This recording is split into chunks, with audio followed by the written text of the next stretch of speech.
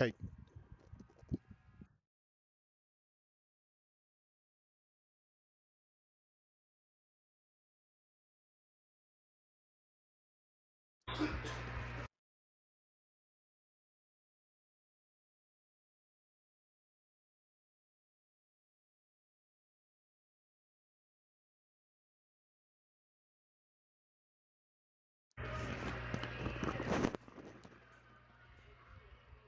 Good evening, ladies and gentlemen.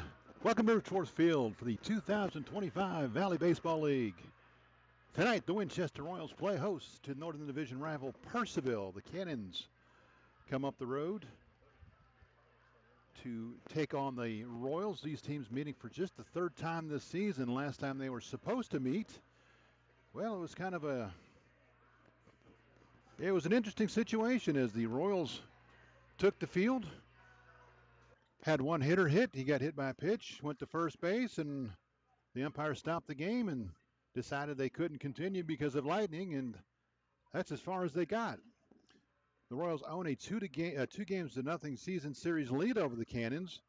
3 games remaining on the schedule, with the game last week that was postponed still rescheduled. The last Saturday at Purcellville yet to be rescheduled. There is a chance it'll be played as a doubleheader on the 12th at Purcellville, but I do not have the final word on that yet, so we will say, as of right now, it is a game yet to be played. The entire Valley League last night, with the exception of Harrisonburg, was rained out. Harrisonburg beat Charlottesville 9-8.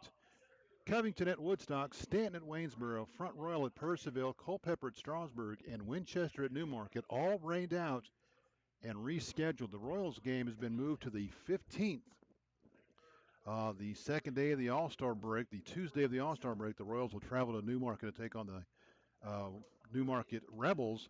And the Cannons game last night against Front Royal has been rescheduled as a doubleheader in Purcellville on the 17th. So Front Royal of Purcellville will make up last night's game as a doubleheader on July the 17th. A couple days before we celebrate the birthday of our great nation, and we'll have, of course, fireworks here tomorrow night. The Royals return home to take on league-leading Woodstock for a 5 o'clock contest. Fireworks after the game, so come early, get your seats, lots of food, good baseball, and then great fireworks after the game. The Cannons come into tonight's game 10-11. They won their last game out, which was Monday night's. They knocked off Strasburg 8-2, which helped the Royals gain a little ground on the Strasburg Express. Winchester knocked off Front Royal 8-1. The Cardinals currently on a 10-game losing streak. The Cardinals at one time 10-3 led the Northern Division. They have since lost 10 straight, have fallen down to 5th in the division and leading last place Newmarket by just 3.5 games. Those two teams get together tonight.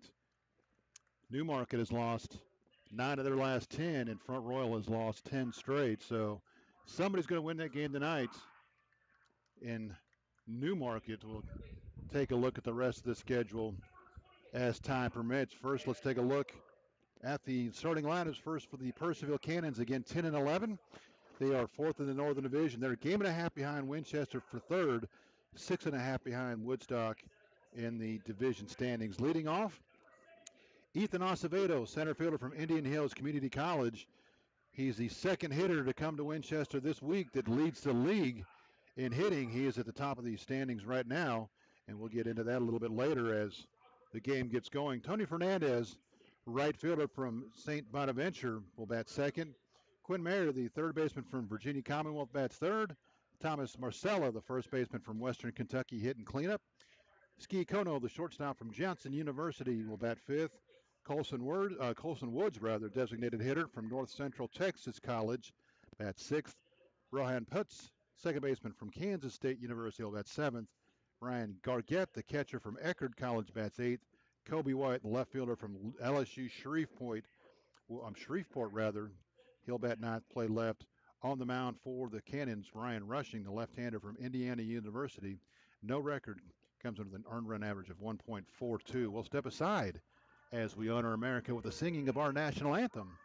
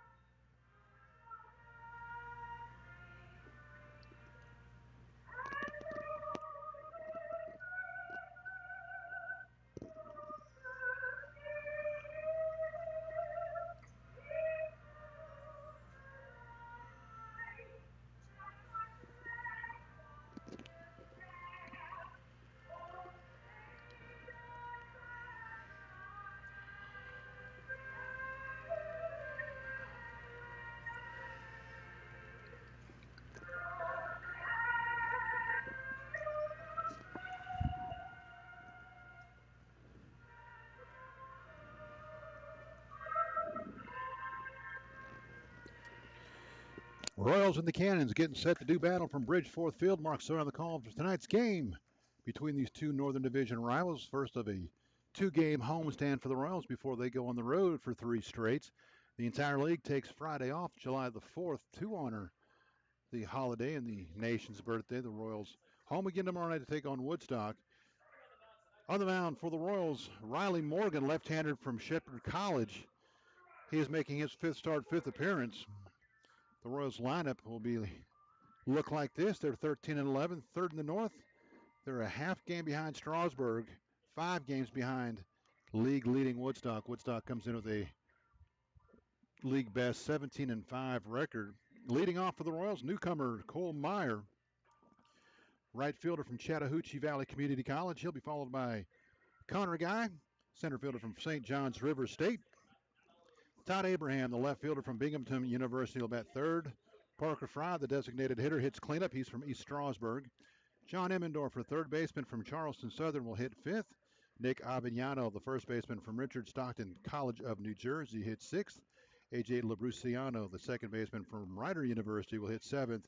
Ty Broughton will be behind the plate, catcher from Hood College. And batting ninth, the shortstop from East Strasburg, Easton Albert again. Riley Morgan, left-hander from Shepherd, 1-1 with a 7.97 earned run average. Gets to start for the Royals here tonight.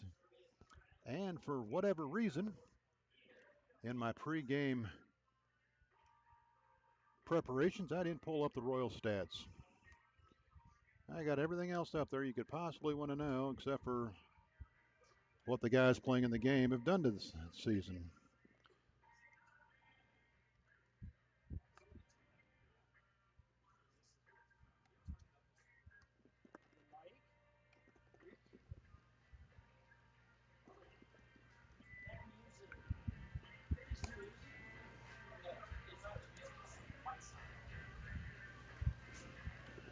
Again, Riley Morgan on the mound for the Royals.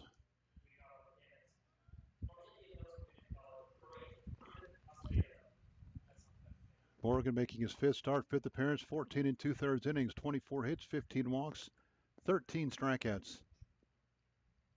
I'm sorry, let's try that again. 24 hits, 15 runs, 13 are earned, 9 walks, 17 strikeouts, 1-1, 17.97 earned run average. Again, he will face the league's leading hitter, Ethan Acevedo, to lead it off for the Cannons, left-handed hitting outfielder from Indian Hills Community College.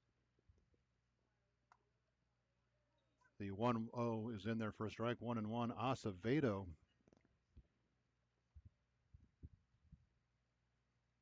His .455 average leads the league.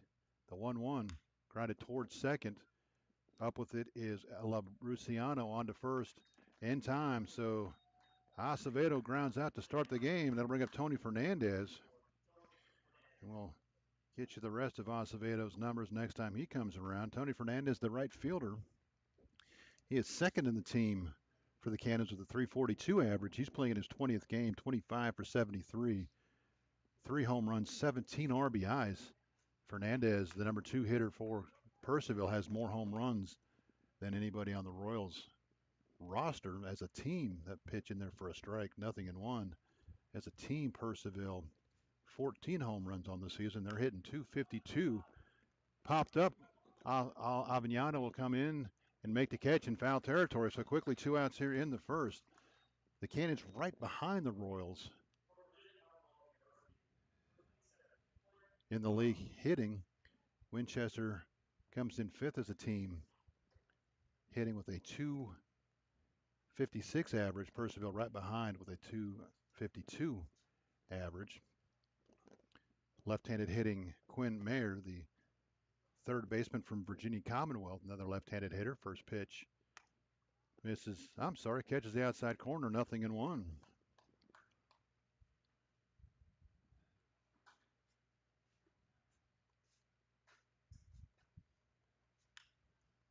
Mayer will line this one toward the alley in left field, but on his horse, Todd Abraham will track it down. So the Cannons come up swinging the bats. Before we could tell you a whole lot about who's doing what, they're down 1-2-3 in the first. After a half an inning, it's Purcellville 0. Winchester coming to bat. You're listening to the Winchester Royals and Valley Baseball League action.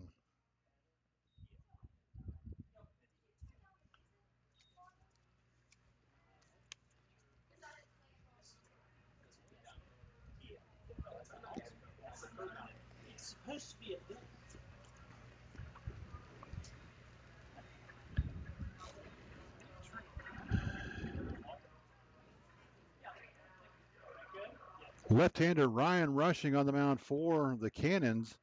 Again, plays his baseball at Indiana University. No record, 0-0. Making his third start, third appearance, 6 1/3 innings. He's allowed 4 hits, 1 run. It's earned. 7 walks, 10 strikeouts. Again, no record, earned run average of 1.42 for the Cannons defensively behind. Rushing out in the outfield, left to right. Kobe White, Ethan S. Acevedo, Tony Fernandez around the infield, third to first. Quinn Mayer, Sky Kono, Rohan Putz, Thomas Marcelo, Ryan Gargett behind the plate. And again, Ryan Rushing on the mound for the Purcellville Cannons. 1-2-3 for the Royals here in the first. And I got to go back in here now that the Royals are done on the defensive side. I got to pull up the offensive stats. I've usually been sitting around for the last hour doing nothing. I have no idea why I didn't do this before.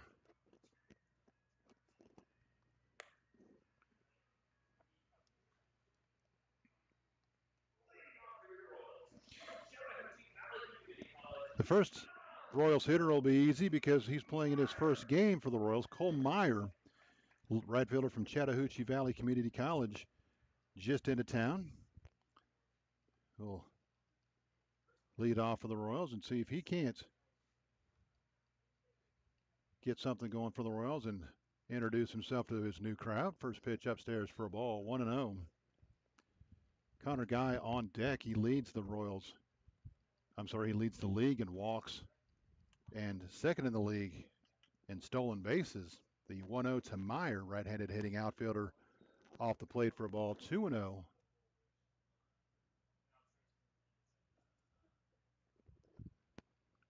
Meyer's first at bat as a Royal.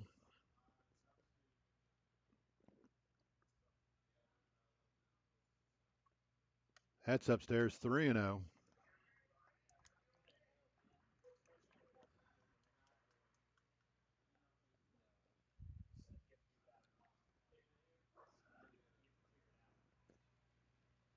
Rushing sets his 3-0 delivery to Meyer. Nowhere near, and Meyer, first at bat as a Royal, draws a 4-pitch walk, and he will cruise on down to first for Connor Guy. Connor Guy, the center fielder from St. John's River State College. Guy hitting .329. He's playing his 24th game, 23 for 70.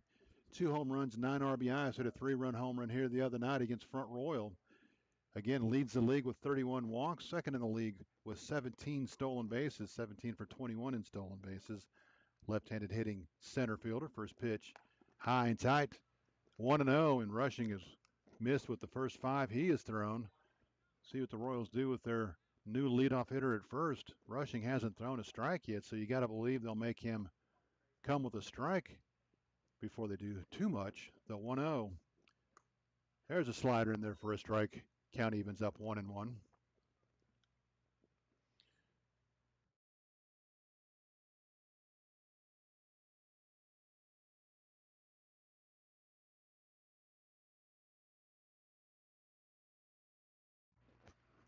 The 1-1. That's in there for a strike, 1-2.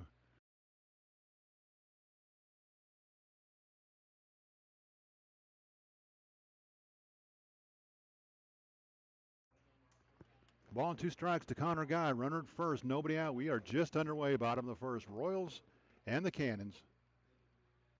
The 1-2. Just misses downstairs. Count evens up 2-2.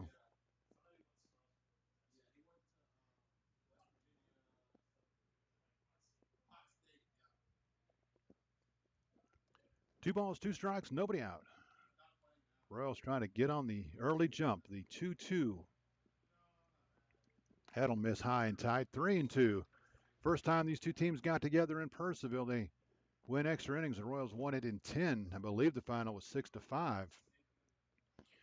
And the only other time they've played a game here, the Royals won. Trying to get a 3-game jump on the Cannons for the season series. Lifted toward left field.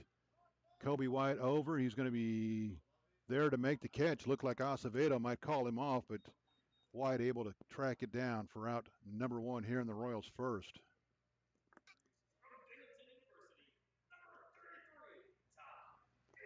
That'll bring up Todd Abraham, left fielder from Binghamton University, batting third for the Royals. Abraham, a 300 hitter, playing his 20th game, 18 for 60, 1 home run, 13 RBIs.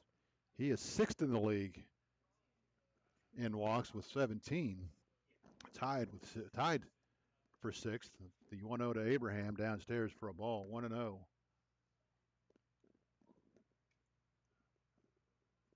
Some Cannons fans wearing their maroon shirts and hats filtering into the stadium tonight to check out their Cannons on the road. The 1-0 off of the pitch is Meyer, and Gargett couldn't handle it, so Meyer will pick up his first stolen base as a Royal. Gargett came up to throw it, and the ball wasn't in his glove, and it was rolling toward the backstop, so Abraham with a chance to pick up an RBI here. He has 13 on the season, just 3 behind team leader Parker Fry at 16. The 2-0, that drops in there for a strike, 2-1. 2 balls and a strike, 1 out. Bottom of the first, Meyer at second. The 2-1. Grounded toward first, and it's off the glove of Marcelo, and he will run on and tag the bag, and they're going to say he got it just in time. I don't know how that happened. It bounced off his glove, and I thought it was going into right field, but it bounced off his glove and rolled right over to the bag. So all he had to do was run over, pick the ball up, and tag the bag, and he got there just before Abraham did. I thought for sure that was off his glove into the outfield, and the Royals were going to score a run, and Abraham was going to have a hit. But a nice play by Marcelo and some luck for the Cannons as it rolled right over to the bag. And that'll bring up Parker Fry now, the designated hitter from East Stroudsburg, cleanup hitter. Leads the Royals with 16 RBIs, looking for number 17 here. First pitch downstairs for a ball. 1-0. Fry, a 271 hitter, 16th game, 13 for 48, 1 home run, 16 RBIs. The 1-0 in there for a strike, 1-1.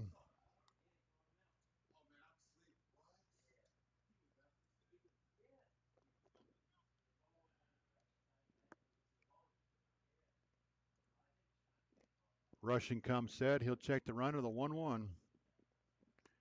Down and away, 2-1.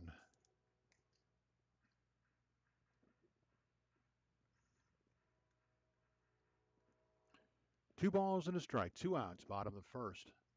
No score. Royals trying to change that here. The 2-1 to Fry. Downstairs for a ball, 3-1.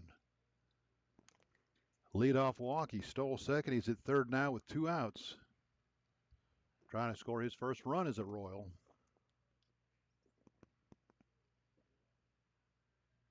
Rushing sets the 3-1. That'll miss inside, ball 4. Second walk issued by Rushing here in the first. That'll leave it up to John Emmendorfer.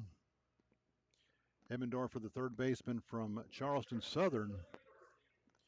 Emmendorfer, a 294 hitter, his 16th game, 15 for 51. No home runs, 13 RBIs. Parker Fry down at first. 1 for 1 in stolen bases for the Royals. Runners on the corners with 2 outs now for Emmendorfer. First pitch will catch the outside corner, 1-0-1. Royals threatening here in the first. Have yet to get a base hit, but have a couple base runners on. Rushing's 0-1 to Emmendorfer. In there for a strike, nothing in 2.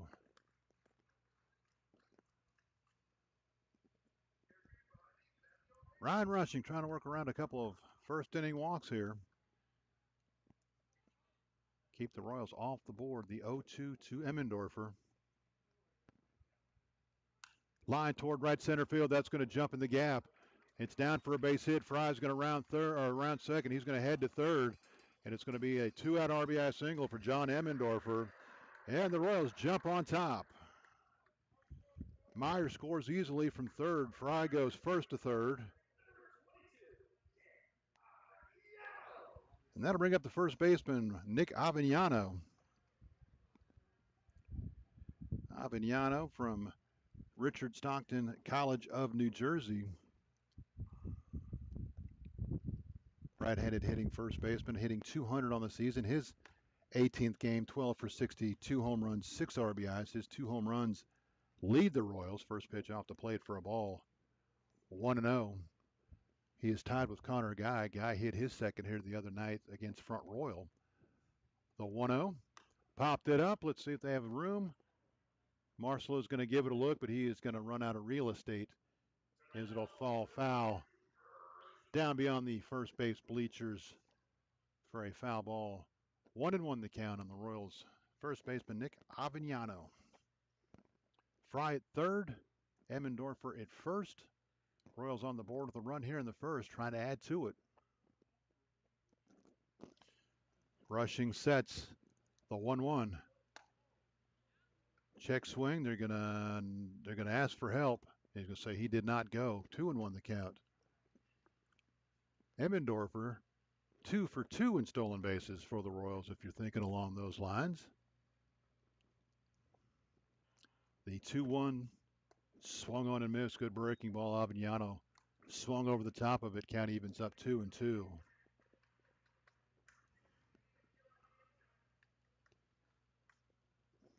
Both these teams right back at it tomorrow night. The Cannons 2-2 to Avignano.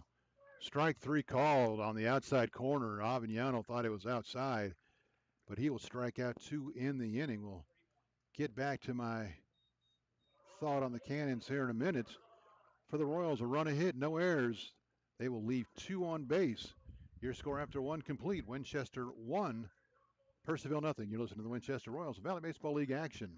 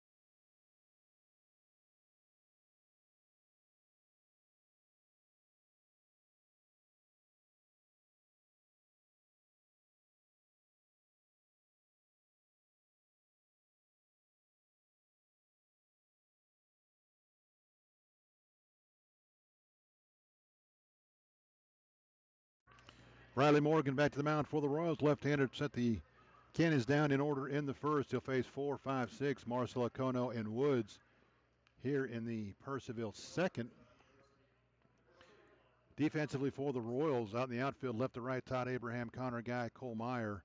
Around the infield, third to first, John Emmendorfer, Easton Albert, A.J. Lubruciano, Nick Avignano, Ty Broughton behind the plate, Riley Morgan on the mound. Thomas Marcella, first baseman, left-handed hitter. From Western Kentucky, first pitch fouled out of play, 0-1. Marcella, a .265 hitter, his 12th game, 13 for 49, 3 home runs, 7 RBIs. He is tied for the home run lead with Fernandez for the Cannons. Both those guys, the 0-1 in there for a strike, 0-2, just one home run rather, behind being listed in the league leaders. League leader has 5 home runs. Everybody number 2 has 4, and most of those guys play for Strasburg. The 0-2 swung on and missed. Good breaking ball down and away, and Marcella down on strikes. First out here in the second. First strikeout for Morgan. That'll bring up Ski Kono. Kono, the shortstop from Johnson University. Ski, a .273 hitter, his 19th game, 15 for 55. He has 1 home run, 8 RBIs. Good guy to keep off the bases. He's 14 for 14 in stolen bases. He squares the bunt, takes a fastball in there for a strike, 0-1. Another left-handed hitter for the Cannons, so no secret as to why the Royals sent a left-hander out on the mound tonight. The 0-1, that's down and away. Count evens up 1-1. Ball slips away from Broughton. The home plate umpire will retrieve it, and we're ready to go. 1-1 with 1 out here in the top half of the second, just getting going. A beautiful night at Bridgeforth Field. People here not sure how to react. It's not raining. Swung on and missed, 1-2. This is the first time the Royals, and the Cannons for that matter, have got to take the field in every bit of 2 weeks without having to worry about rain. The 1-2, grounded toward the middle. That's going to sneak into center field for a base hit. Riley Morgan threw a fat 1-2 fastball right down the middle, and Kono smoked it right back up the middle for a base hit. It was, as they say, a ground ball with eyes, but between Albert and Lubriciano over the bag. First hit of the game for the Cannons brings up Colson Woods. Woods, the designated hitter from North Central Texas College. Woods, a right-handed hitter, takes a fastball in there for a strike, 0-1.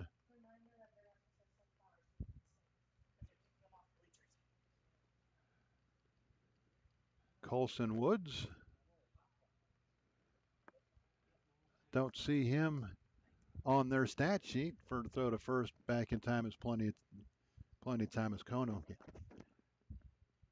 So we'll say that Colson Woods playing in his first game for the Cannons, as was Cole Meyer for the Royals. Fastball off the plate for a ball.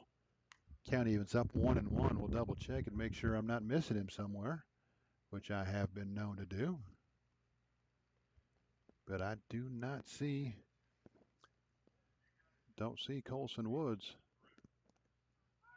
Runner off of the pitch. The throw down to second is going to be into center field for a stolen base. The throw nowhere near, but Lubriciano does a great job of holding the tag on Kono to make him think he had the ball.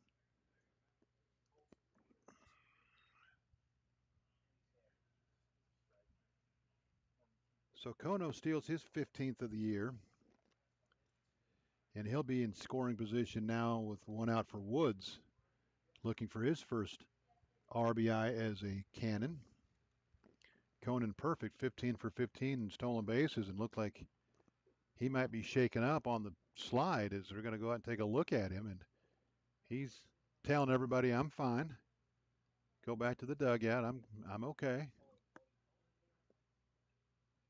And he might have head first slide down to second base, might have scraped up his hand on the turf as he's kind of looking at the palm of his hand. And he's now putting on the oven mitt that everybody wears. I don't know why he didn't have that on when he was at first, but he's just now putting it on. 1-2 the count to Woods. Morgan comes set. Checks Kono at second. The 1-2. Down and in, 2-2. Kono bluffed going, but he held up at second. Each team with a hit. The Royals with the only run so far in the early going. We're just in the second inning. Morgan checks the runner, the 2-2. First he'll check the runner again. Now the 2-2. Tap foul at the plate. We'll do it again, 2-2. Kono doing a lot of jockeying at second base, trying to get Morgan's attention. Lubriciano snuck in behind him. Tried to put a play on, but Morgan opted to go to the plate. 2-2 the count.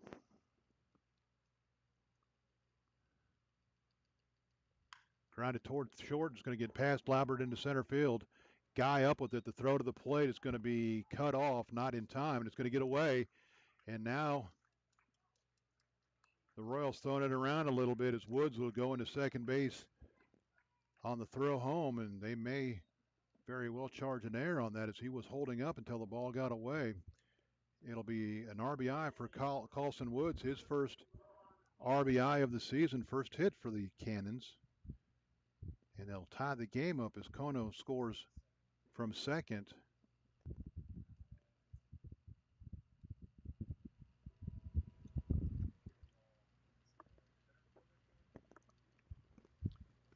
That'll bring up Rohan Putz. He squares the bunt, pulls it back. 0-1 the count to Putz. Putz playing second base from Kansas State. 167 hitter, just his 5th game, 2 for 12. No home runs, 1 RBI. Chance to double that number. Slider in the dirt. Knocked down by the catcher. Connor Guy will be charged with an error to allow Colson Woods to get to second base. 1-1 the count on Putz. Lifted towards center field. Should be easy for Guy. He'll range over into the alley. Still tracking it down. He'll make the catch. Runner tagging at second. He'll move up to third. And he'll be there now with 2 outs. So the Cannons chance to take the lead as Putz flies out to center for the second out. And that'll bring up catcher Ryan Gargett. Gargett, the catcher from Eckerd College. Gargett, no batting average, playing in his 6th game, 0 for 10, no home runs, 2 RBIs. Chance to pick up RBI number 3 right here and give the Cannons the lead here in the second inning. Slider outside corner, 0-1 the count. On the Purcellville catcher, Ryan Gargett. Kobe White waits on deck. There are 2 outs. Morgan trying to limit the damage here in the second. Cannons have a couple hits. The 0-1 lifted out of play. 0-2 the count. I like this. I like this umpire. Normally you see him give the ball to the catcher. He throws it out to the pitcher himself.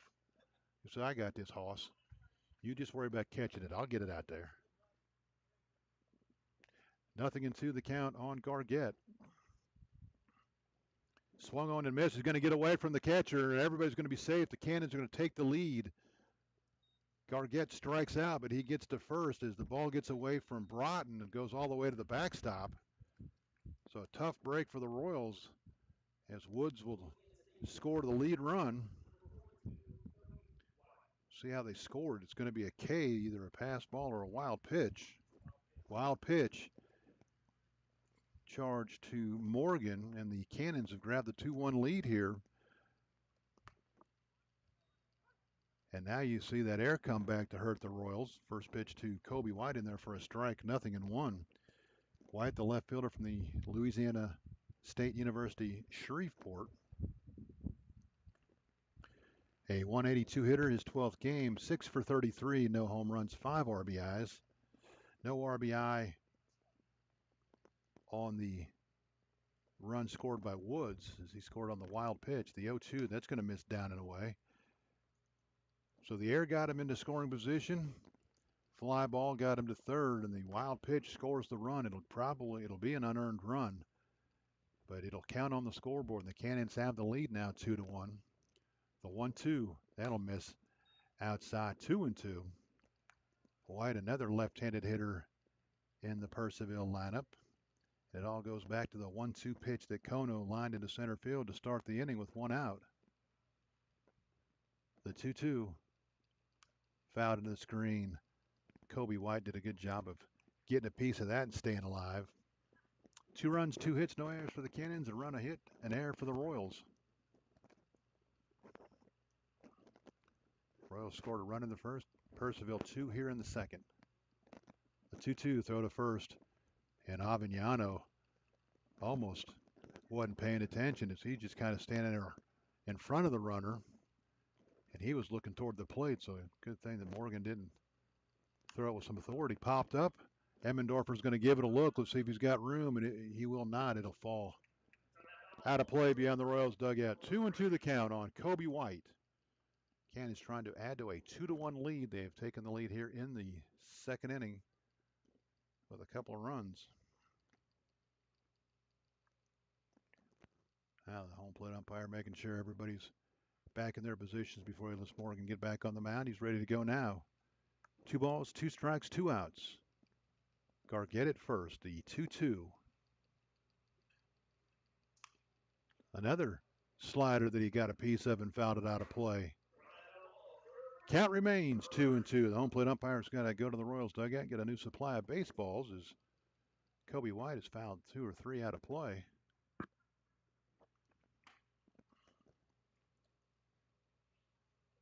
Now everybody back ready to go to work. 2-2. Morgan will check the runner. The 2-2.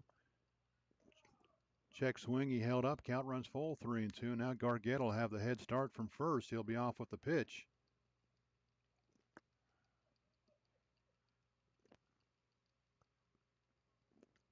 Morgan sets the 3-2.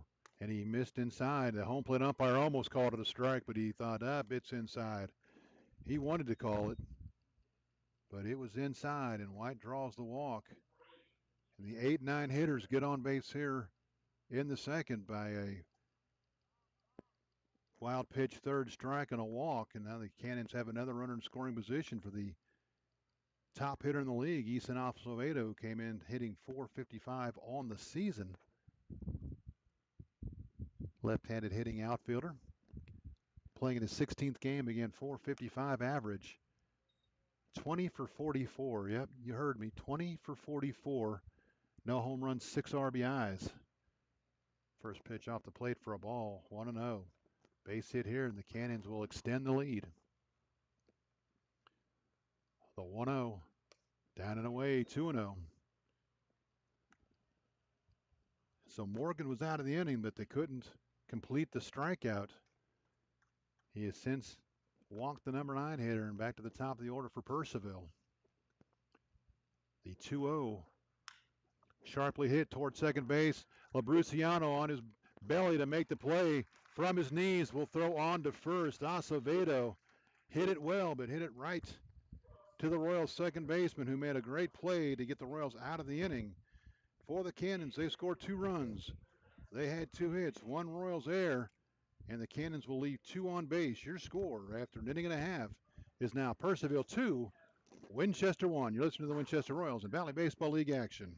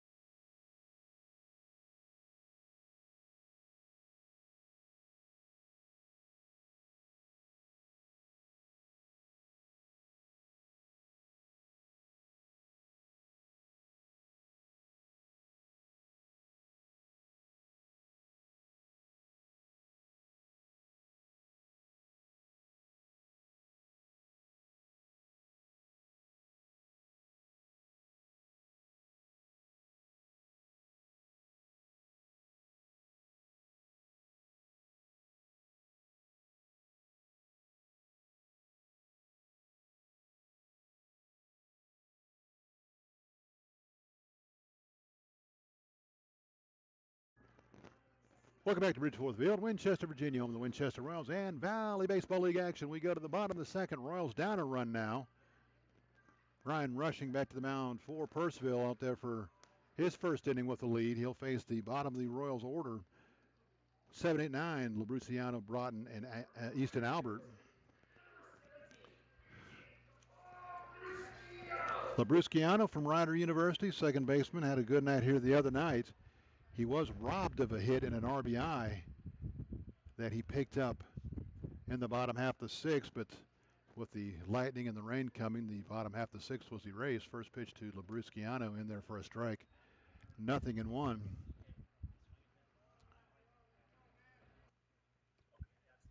For Labruciano, a 154 hitter, his 12th game, 4 for 26. No home runs, 3 RBIs, swung on and missed, 0-2. And again, one of those RBIs, one of those RBIs didn't come the other night because he doesn't get credit for it as it came in the bottom of the sixth, which we just established never happened. The 0-2 off the plate for a ball, 1-2.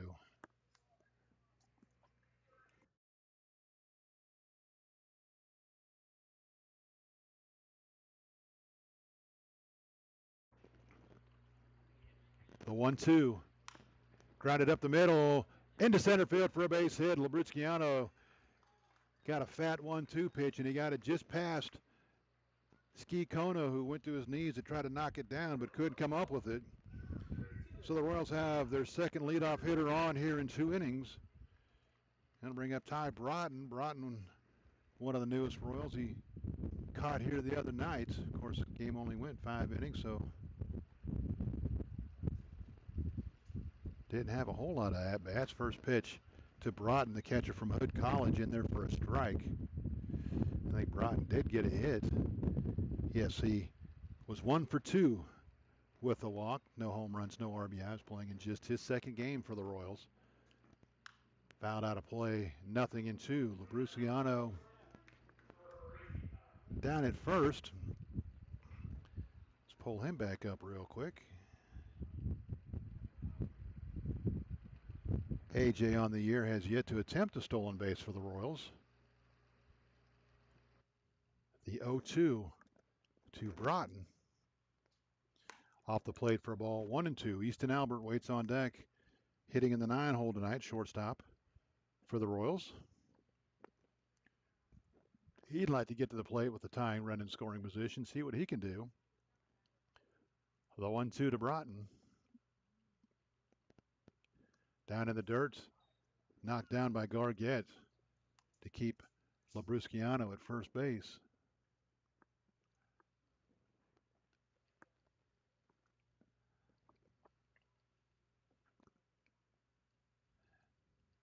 The 2-2 just misses. Everybody wearing the maroon pinstripes thought it was strike 3, but it misses inside. Count runs full, 3-2.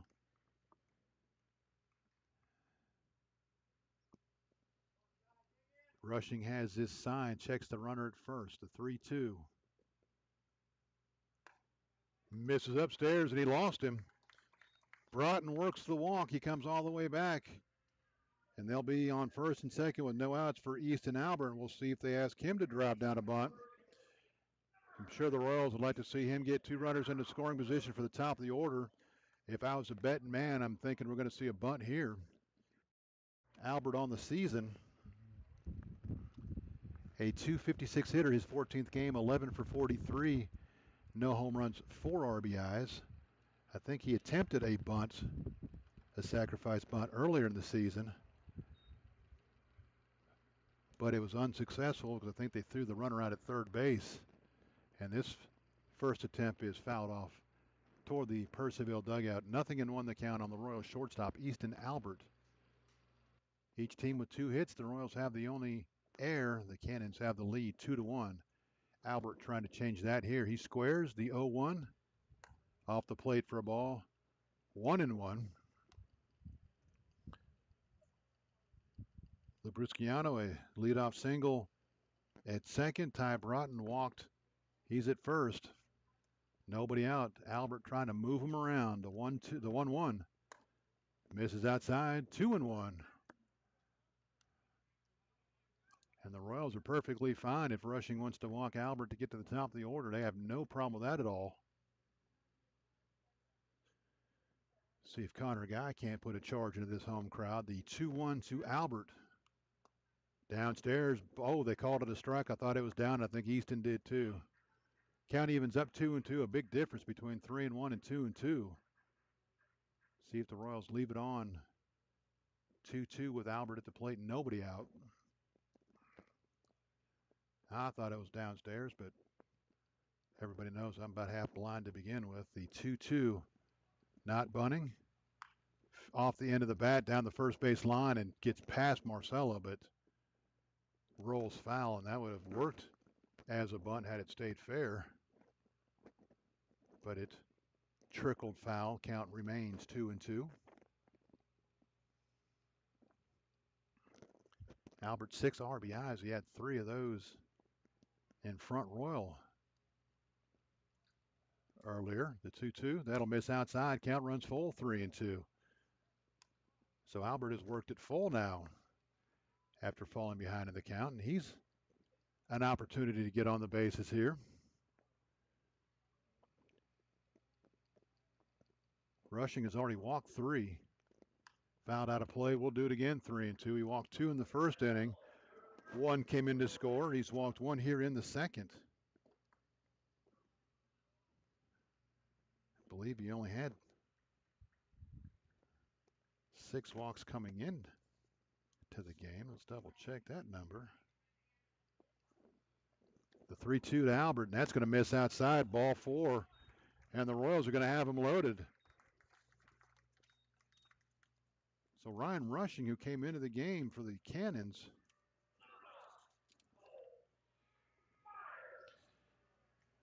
worked 6 innings. He had walked 7 guys in 6 innings. He's now walked 11.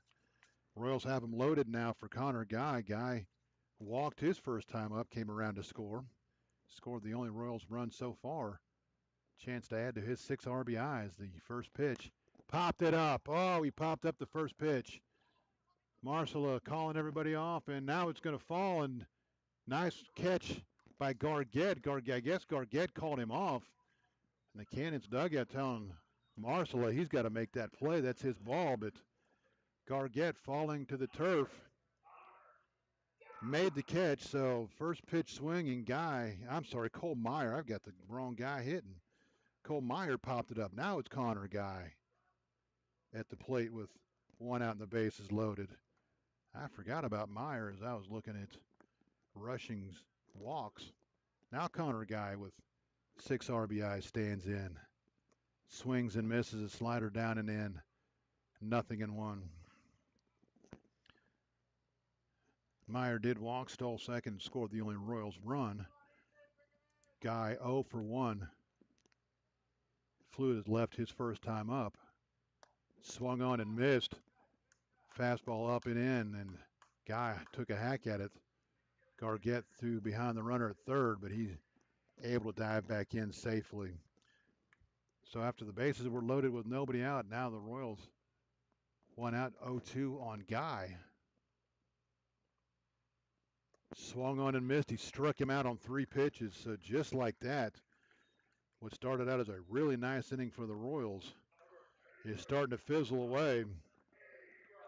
Abraham 0 for 1. He grounded to first his first time up. Royals loaded him up with nobody out.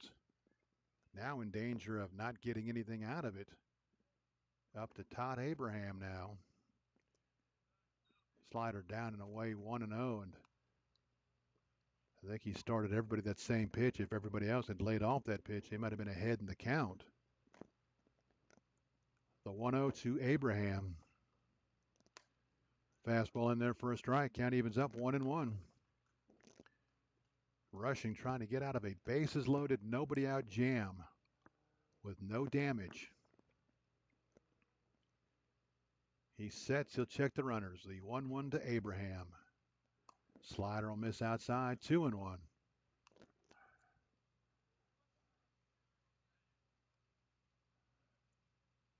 Abraham ahead in the count, a chance to look for a pitch here. The 2-1. Fastball will catch the outside corner. Todd thought it was outside. Count evens up 2-2. Rushing a pitch away from getting out of this with nothing crossing the plate. Rushing sets, checks the runner at third, the 2-2. Swung on and missed, and Rushing got out of it. The Royals, 1-2-3 hitters up with the bases loaded and nobody out, and they cannot put the ball in play to score a run. For the Royals here in the second, no runs a hit, no errors. The Royals will leave them loaded. Your score after 2, Purcellville 2, Winchester 1. You're listening to the Winchester Royals in Valley Baseball League action.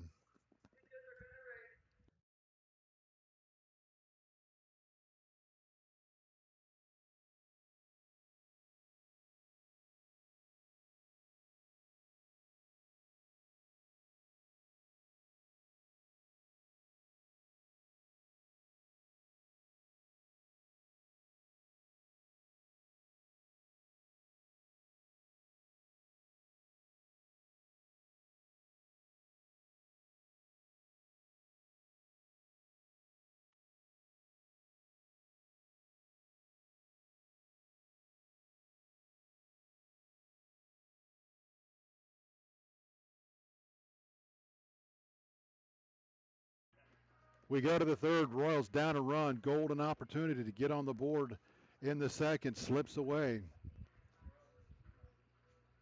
Checking the out-of-town scores.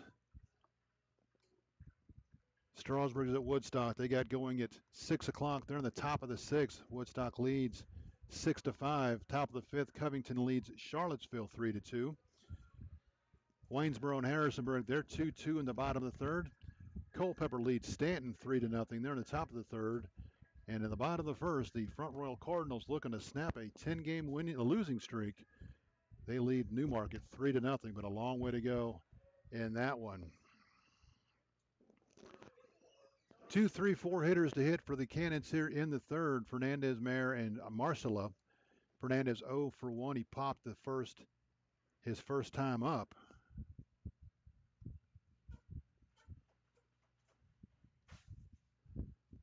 Lefty on lefty matchup. First pitch downstairs for a ball. Gets away 1-0 the count.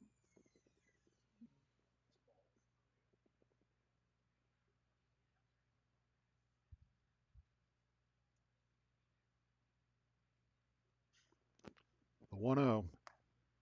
Upstairs for a ball. 2-0. So the Purcellville starter, Ryan Rushing, has walked 4 guys through 2 innings, but able to get away with it for the most part. The 2-0. Lined into left field for a base hit. That's going to chase Abraham all the way to the fence. It's going to be a double for Fernandez, and he's going to slam on the brakes. He thought about chancing it, but he'll be content with a leadoff double. Fernandez got the 2-0 fastball and lined it right over Albert's head, and it skipped all the way to the fence. Third hit of the game for the Cannons, and that'll bring up Quinn Mayer, third baseman. 0 for 1. He flew to left his first time up. Mayer from Virginia Commonwealth, left-handed hitter, hitting .300 on the season. His 5th game, 3 for 10, 1 home run, 4 RBIs. Looking to add to his RBI total here with a base hit. First pitch, he's squaring to bunt. He'll drop it down. It's a foul ball. It hit him in the box. So runner at second with nobody out in the third inning, leading by a run. The Cannons asked their number 3 hitter, who's supposed to be your best hitter, to drop down a sacrifice bunt to get into third. Kind of makes you wonder there, but Cannons playing for a run and no threat of rain, so it's not about making sure you're ahead by the end of the 5th. The 0-1, he squares to bunt again. He'll take it off the plate, and that's going to skip away and go all the way to the backstop, and it'll be the second wild pitch charged to Riley Morgan. And now he doesn't have to bunt. Runner at third with nobody out. And that fly ball that he hit in the first inning will score a run here.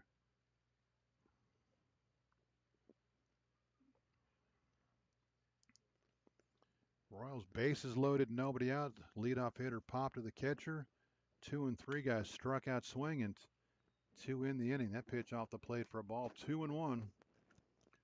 Royals even with the bags at the corners. Up the middle, they're back normal depth. Conceding the run here in the third. Grounded toward Labrusciano, and he'll kick it. Everybody's going to be safe. He doesn't make the play. Kind of looked like he tried to field it and throw it all at one time, and it didn't go into his glove, and it'll go down as the second error of the game on the Royals. Mayer will be credited with an RBI as the runner was going to score anyway.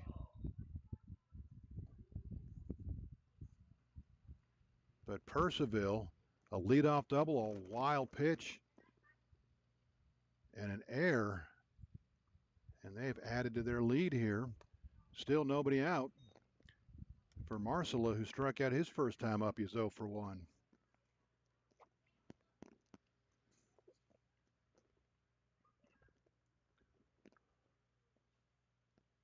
Go to first back in time.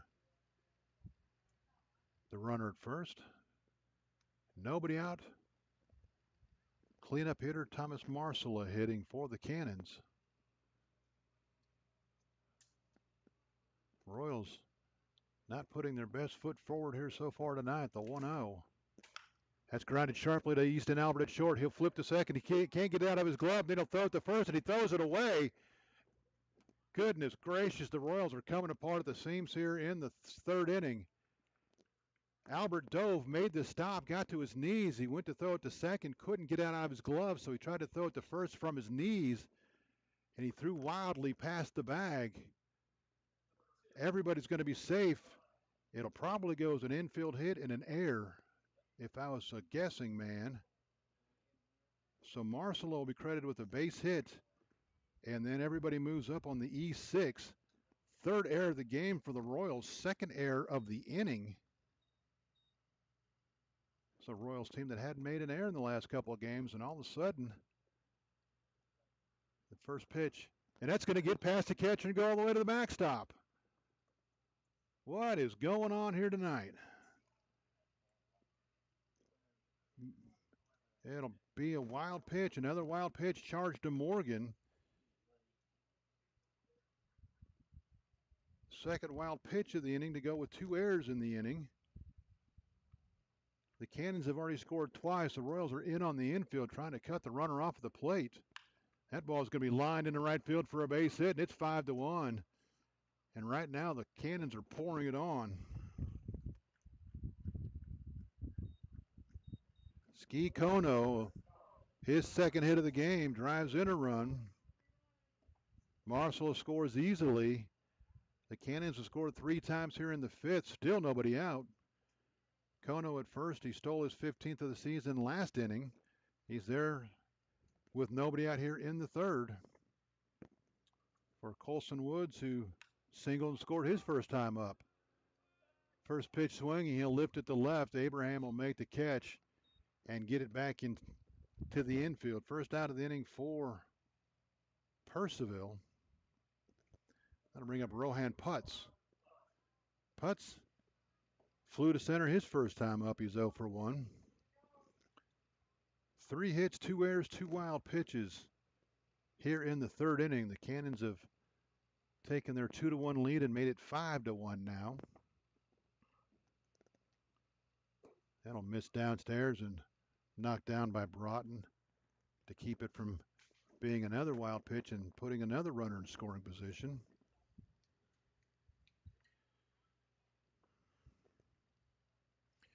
Fernandez led off. He doubled to left to lead off the inning. First 3 guys all reached. Throw to first back in time is Kono, and you got to believe at some point in the count he's going.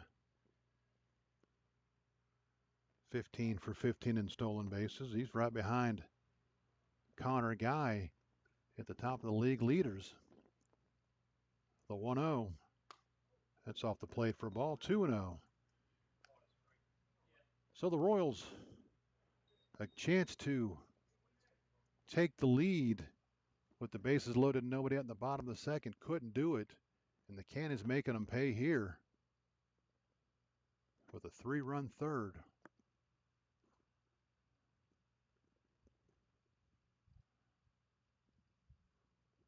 And I guess we're going with that last pitch was called a strike, the 1-1. That one will miss outside. We'll see what Mr. Umpire says.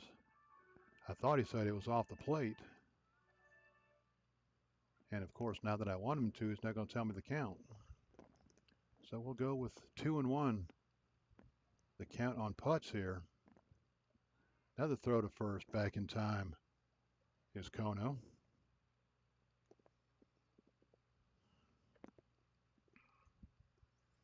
I'm not even going to try to figure out the unearned runs in this inning. There's got to probably be at least 2.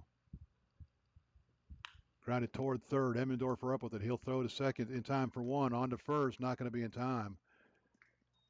So Putz will reach on the fielder's choice, but the Royals will take that. Get the speedy Kono off the bases. He's out 5-4. That'll bring up Gargett. Gargett was a catalyst in the 2-run second inning as he reached on the drop third strike that scored the lead run. He'll hit now with 2 outs. Runner at first. First pitch off the plate for a ball. 1-0.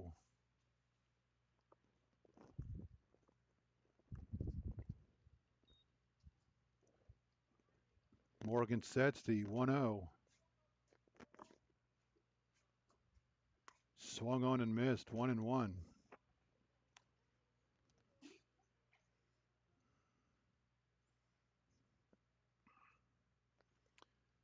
Royals got some work to do offensively, but they got to get through this inning first. The 1-1 off of the pitches. The runner popped up. Going back on it is Avignano. Meyer coming in, and Meyer's going to make the catch in foul territory. He stumbled a little bit, but he got there to retire the side. So a nice running catch by Cole Meyer to end the inning. But for the Cannons, they score 3 runs on 1, 2, 3 hits, 2 Winchester errors, and 1 runner left on base. Your new score after 2.5. Purcellville 5, Winchester 3. Winchester 1. You're listening to the Winchester Royals and Valley Baseball League action.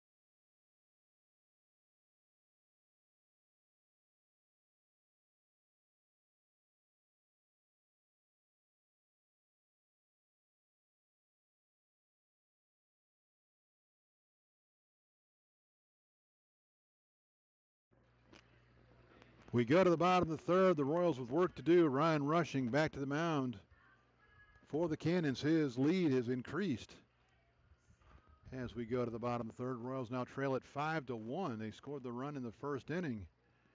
Purcellville has since scored 5 unanswered. 4, 5, 6 to hit for the Royals here in the third. Fry, Emmendorfer, Avignano. Fry walked his first time up. First pitch in there for a strike. 0-1. 5 runs, 5 hits, no errors for the Cannons. 1 run, 2 hits, 3 errors for the Royals. It's not supposed to work like that. The 1-0. I thought that pitch was called a strike. That one's downstairs for a ball. 2-0.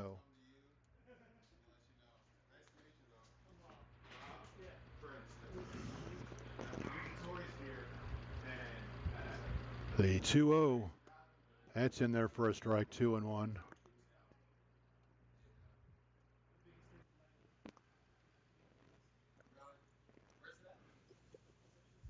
The 2-1.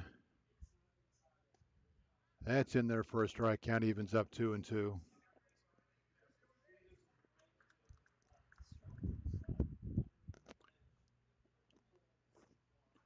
Fairly decent sized crowd on hand tonight. We'll have a big one tomorrow night. The 2-2 grounded foul down the first base side beyond the Purcellville dugout. 2-2 the count on the Royals designated hitter, cleanup hitter Parker Fry.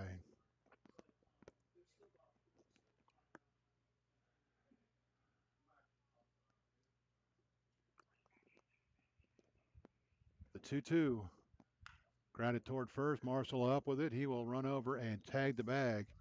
1 out here in the Royals third. John Emmendorfer 1 for 1. He drove in the only Royals run of the game so far. RBI single in the first. He'll hit with 1 out and nobody on.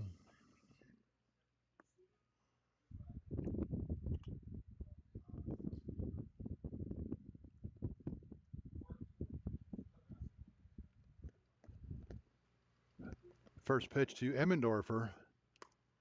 Catches the outside corner, 0-1.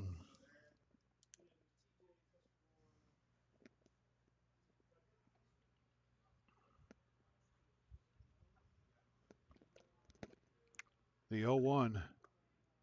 That'll miss downstairs. Count evens up at a ball and a strike.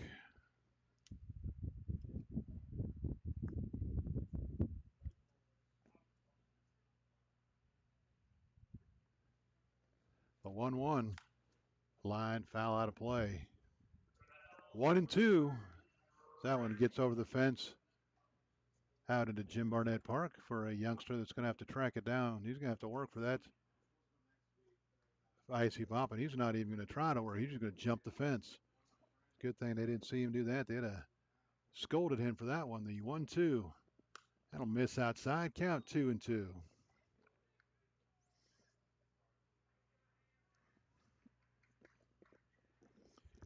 2 balls, 2 strikes, 1 out. Bottom of the third. Royals down 5-1. The 2-2. Grounded toward Marshall. That's going to get off his glove. That's going to get into right field. That's what I thought we were going to see in the first inning when Abraham was hitting.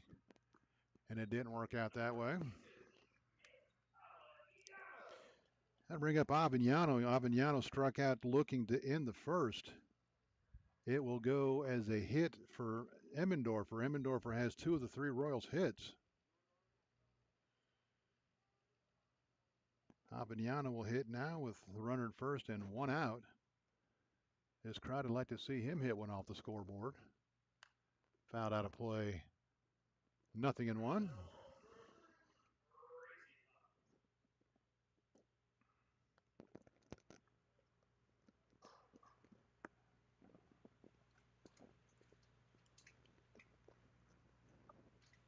The 0-1. Grounded toward the hole in the left field for a base hit. Past the diving Ski Kono. The Royals back-to-back hits here in the third. So they have started a little bit of a rally here.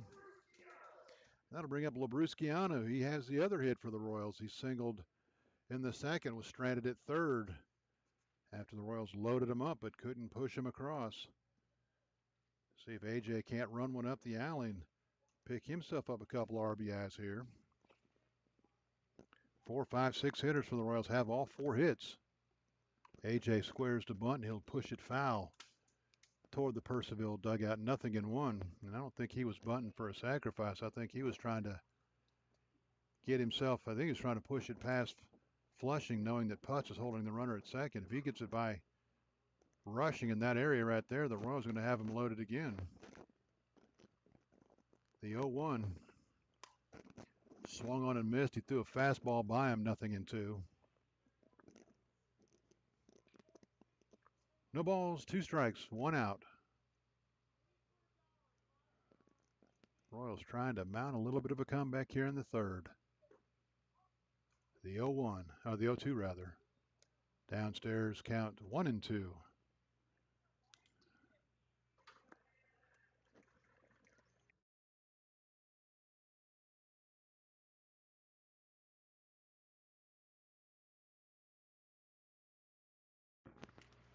The 1-2 to Labrusciano. That'll miss outside. Count evens up 2-2. Right-hander up, getting loose in the Purcellville bullpen.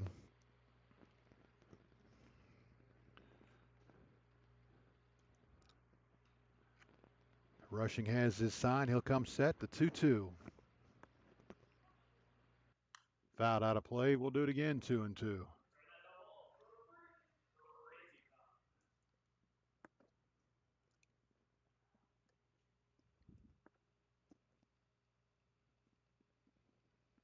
Labrusciano battling here, trying to move the runners up at the very least. The 2-2.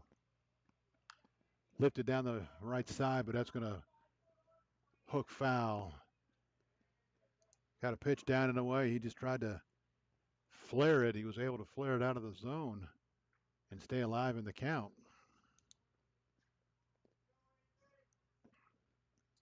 So the count remains 2-2.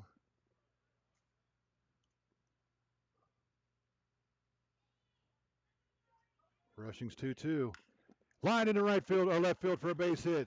They're going to send the runner, and he hesitated in left field.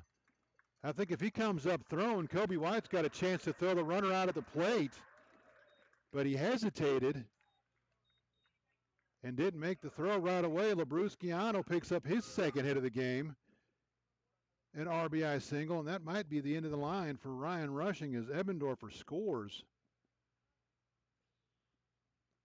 White got to that ball in plenty of time, and he came up with it as Emmendorfer was hitting third, but he hesitated, and I think that hesitation allowed Emmendorfer to come in to score. So Labrusciano will chase Ryan Rushing here. Rushing can't win it, can't lose it, but he'll be replaced here, so we'll step aside as we bring in a new pitcher. The Royals trail it now 5-2 with the tying run coming to the plate in the form of Ty Broughton. You're listening to the Winchester Royals and Valley Baseball League action.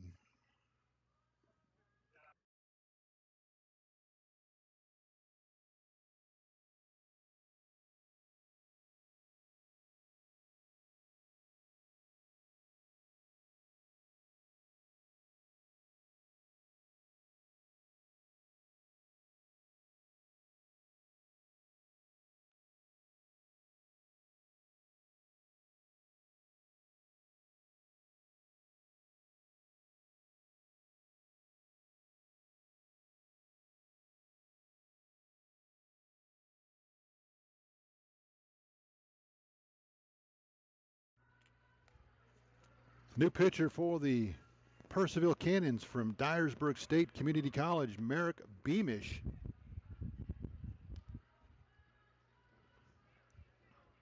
Beamish will take over with runners on first and second.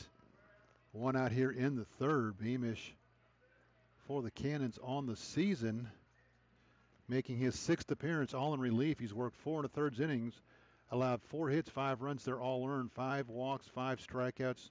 He is 1-0 with a 10.38 earned run average. And he immediately becomes the pitcher of record with the Cannons leading this one right now, but we do have a long way to go before any of that's decided.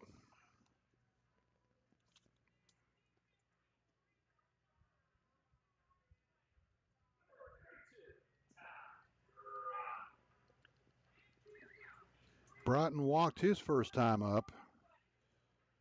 He was also stranded on base. He was stranded at second in that Royals second where they left the bases loaded. Broughton, Albert, then back to the top of the order for the Royals. One out here in the third. He'll fly to left on the first pitch, and the left fielder Kobe White trying to deke the runner, saying he couldn't see it, but he was camped under it and made the catch. So Broughton, first pitch swinging, flies out to left, and that'll leave it up to Easton Albert. Walked his first time up. Avignano at second, Labrusciano at first. They both singled here in the third to get the Royals a little bit closer. If Albert can run one up the alley, maybe the Royals can get to within one. First pitch to Albert. Slider in there for a strike, 0-1.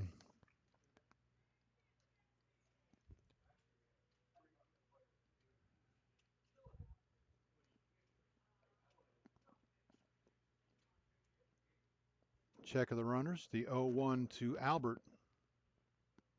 That'll slip out of his hand and miss above Albert's head. Well above his head. 1-1 the count. Royals have evened up the Cannons in hits 5-5, but those 3 errors kind of looming a little bit now. The 1-1 to Albert. Misses upstairs, 2-1. Kohlmeyer waits on deck should Albert reach to extend the inning. He batted with the bases loaded and nobody out his last time up. Popped the first pitch up to the catcher. The 2-1 to Albert. Lifted towards center field. Should be easy for Acevedo. He will take a couple steps toward left and make the catch. So the Royals again get runners on first and second, this time with 1 out. Relief pitcher Merrick Beamish comes on to retire the side. For the Royals, a run on 3 hits. No errors. They will leave 2 more on base. The Royals have left 7 on through the first 3 innings. Your score after 3. Purcellville 5, Winchester 2. You're listening to the Winchester Royals and Valley Baseball League action.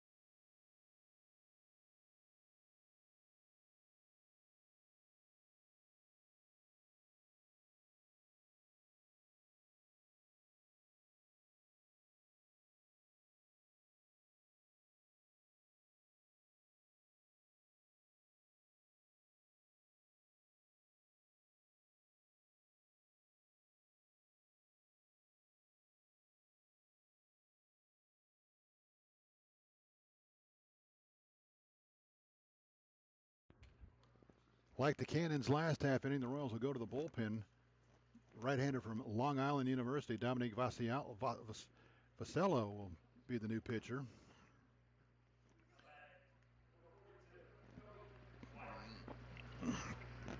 He'll face 9-1-2 for the Cannons here in the top of the fourth. Royals down 5-2. Vasello making his sixth appearance, all in relief. 9 in the third innings, allowed 11 hits, 10 runs, 6 are earned, 11 walks, 8 strikeouts, 1-0 record. He is with an earned run average of 5.78. Kobe White leads it off. He walked his first time up. We owe you some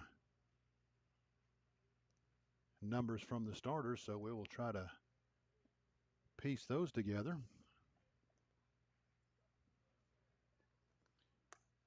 The 1-0. White squares the bunt, pulls it back. 2-0 the count.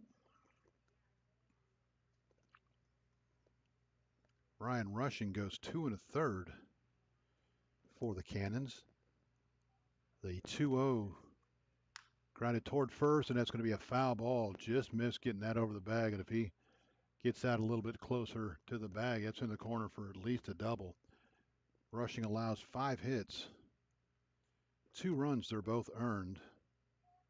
He walked 4, struck out 3, and again cannot get a win here this evening as he only goes 2 1/3.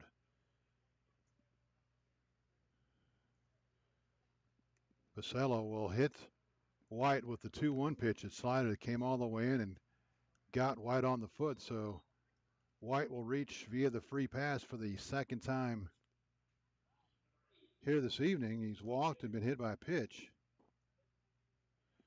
And that'll bring up Ethan Acevedo, who leads the league in hitting. He's 0 for 2 here tonight.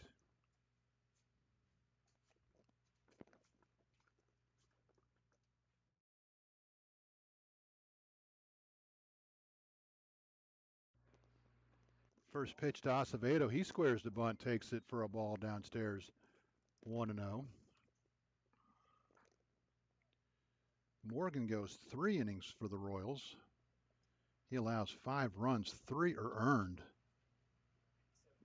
5 hits. He only walked 1, 2 strikeouts. He did throw 3 wild pitches and does stand to be the loser should the Royals not be able to rally here tonight. Kobe White at first. The 1-0 to Acevedo in there for a strike, nothing in 2, or nothing, 1-1 rather. I'll get it here in a minute. White 7 for 7 in stolen bases for the Cannons as a team.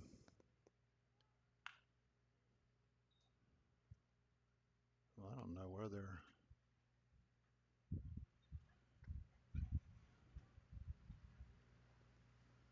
That pitch fouled out of play. 1-2 the count now to Acevedo. Trying to tell you what Purcellville's done stolen base wise as a team, but my computer started acting stupid. Throw to first. White back in time.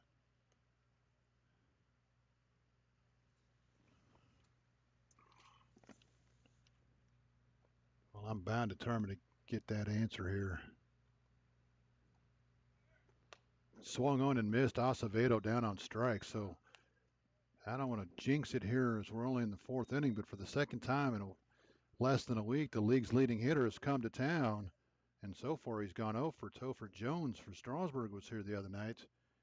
Finished the night 0 for 4. But we still got a long way to go. Acevedo strikes out, runner at first, 1 out for Fernandez, who doubled his last time up, came around to score, and we're going to have another pitch go to the backstop. I'm going to assume that's another wild pitch charged to Royals pitching. So Vasello has hit a batter and thrown a wild pitch here in his brief time on the mound for the Royals.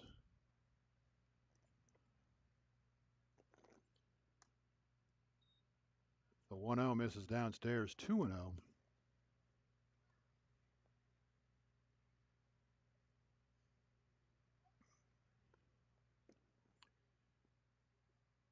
I started on this quest to find out what Purcellville's done stolen base-wise as a team, and so far coming up empty. And White's going to take off for third, and he's going to be safe. He overslid the bag. Emmendorfer put the tag back on him, but the bases umpire standing right there looking at it said he got the hand back in time.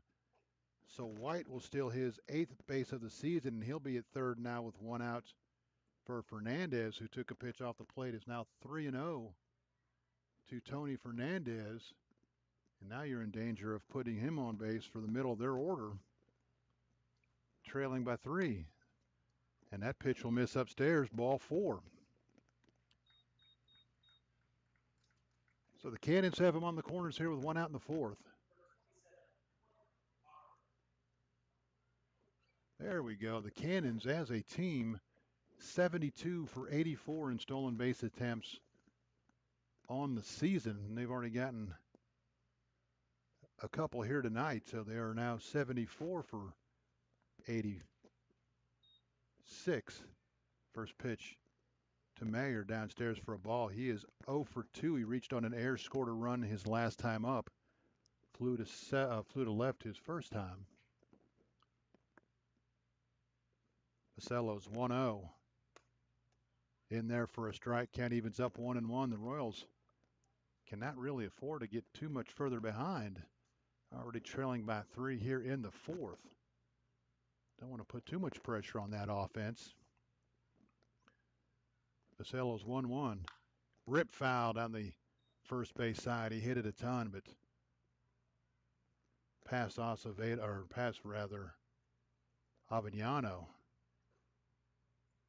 down the right side, and Meyer will track it down and flip it into the Purcellville bullpen. 1-2 the count.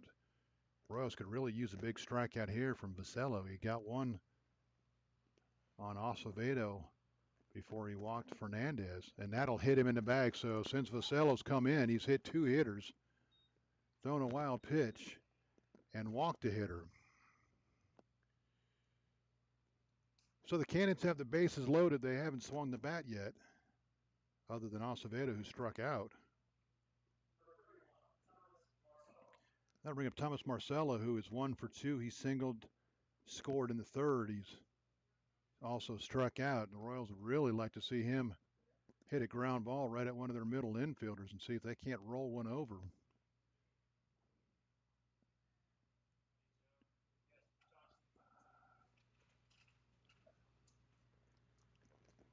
Marcelo runs one up the alley, and the Cannons are going to run for days. First pitch fouled out of play, 0-1. So it's Purcellville against Marcella. Dominique trying to get a ground ball right at somebody to get out of a bases loaded 1-out jam here in the 4th. Royals had him loaded in the 2nd with nobody out, couldn't score. Fouled into the screen, 0-2. Marcella and the Cannons trying to avoid that fate and tack on to a 3-run lead here in the 4th inning. The Cannons 2 runs in the 2nd, 3 runs in the 3rd. Lead at 5-2. Purcellville comes set, his 0-2.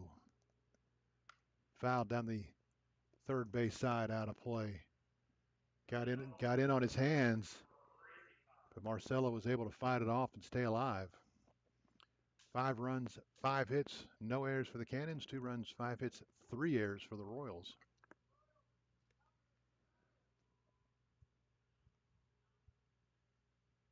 The 0-2 just missed inside. Everybody wearing the gold tops thought it was strike 3. Didn't miss by much, didn't get the call on the inside part of the plate. 1-2 the count now on the Cannons cleanup hitter, trying to extend a 3-run lead. Purcellville sets. That'll miss down and in. Count evens up 2-2.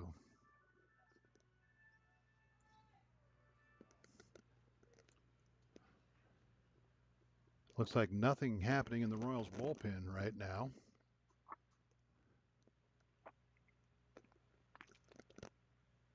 Dominic sets the 2-2.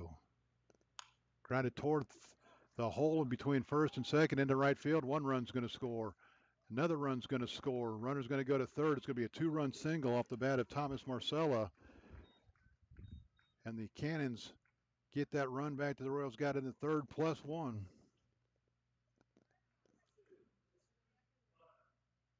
And 2 of those free passes come in to score here in the fourth already. Another one at third with just 1 out. For Ski Kono, who's already 2 for 2 on the game.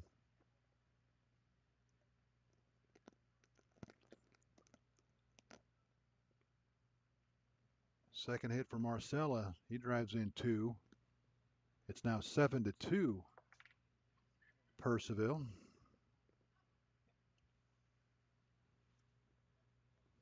First pitch to Kono. In there for a strike, 0-1. Cannons have scored 7 runs on 6 hits. They've had a little help here with a couple of hit batters, a wild pitch, and a walk.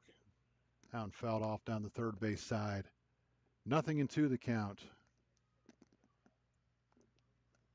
on Ski Kono. Cannons trying to add on. They've already scored twice here in the fourth.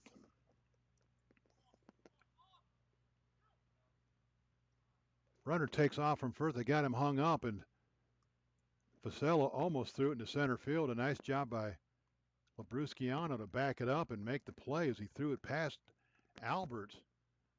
The Cannons trying to steal a run, but Labrusciano says, I've seen this one before. He just runs the runner back to first and then flips the ball back to Vasello. And we'll start over 0-2 with the runners in the corners. Popped it up. That's going to get out of play. So Vasello did the right thing. He stepped off, checked the runner, then threw it to second. He just missed the guy he was supposed to throw it to. Fortunately, AJ was there backing it up, and no damage done on the play. The 0-2 runner off from first. The pitch off the plate for a ball, 2-0, and Marcelo's going to steal a base. So the Cannons 3 for 3 in stolen bases here tonight so far. And now a base hit makes the Royals' task very large. Royals will bring the infield in. Fouled out of play. We'll do it again, 1-2.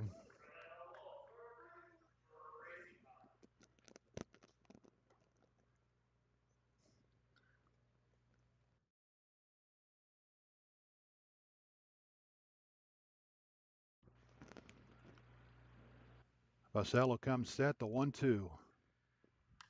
Fisted toward left field. Coming on is Abraham. He'll make the catch. They'll tag it third, but they'll bluff coming in. Emmendorfer will cut it off.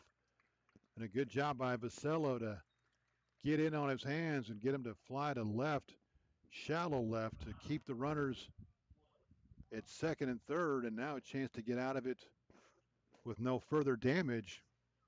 Colson Wood, he's 1 for 2. He singled and scored in the second. He's also flown to center.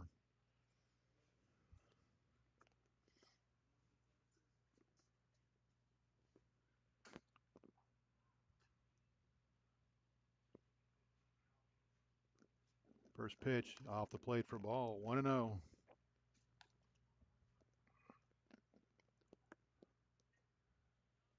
A ball and no strikes. There are 2 outs. The Cannons a base hit away from taking a 7-run lead here in the fourth.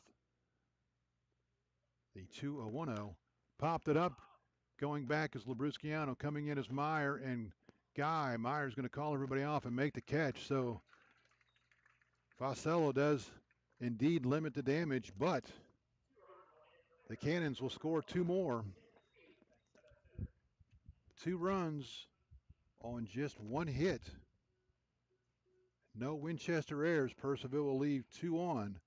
Your score after 3.5 is now Purcellville 7, Winchester 2. You're listening to the Winchester Royals in Valley Baseball League action.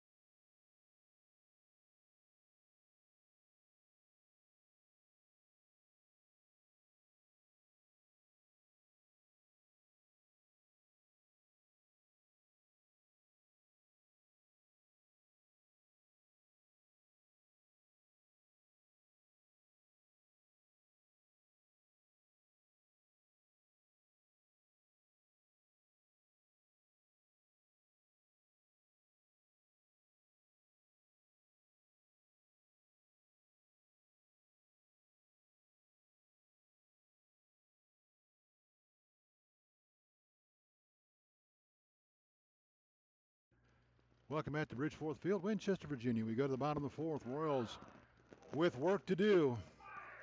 Top of the order to hit here in the fourth.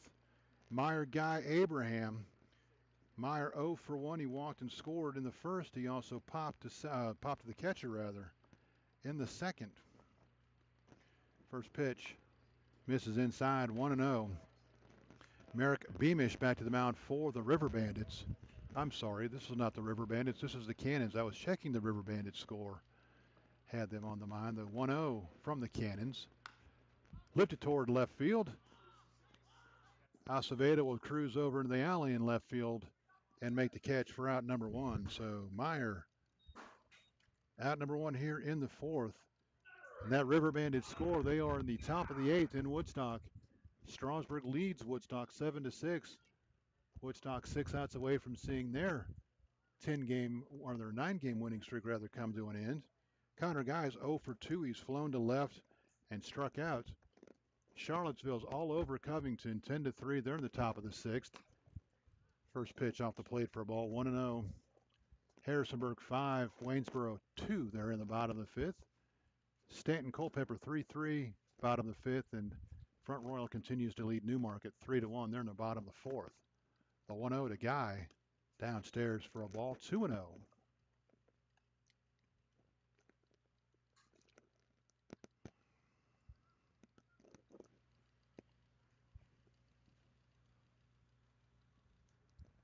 Beamish comes set, the 2-0. Grounded toward first. Marcello plays it off the chest like a goalie, will flip to the pitcher covering, and he slides past the bag, and lucky the guy didn't step on him on the way by. But Marcella, it wasn't pretty, but got the job done. Played it like a hockey goalie, just knocked it down, went and picked it up, then flipped to the pitcher covering. And there are 2 outs here in the Winchester fourth. They bring up Todd Abraham, left fielder. 0 for 2. He's grounded to first and struck out.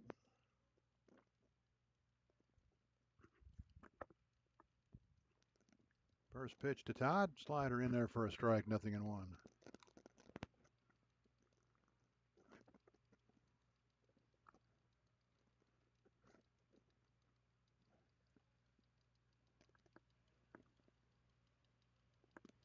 The 0-1 swung on and missed, 0-2.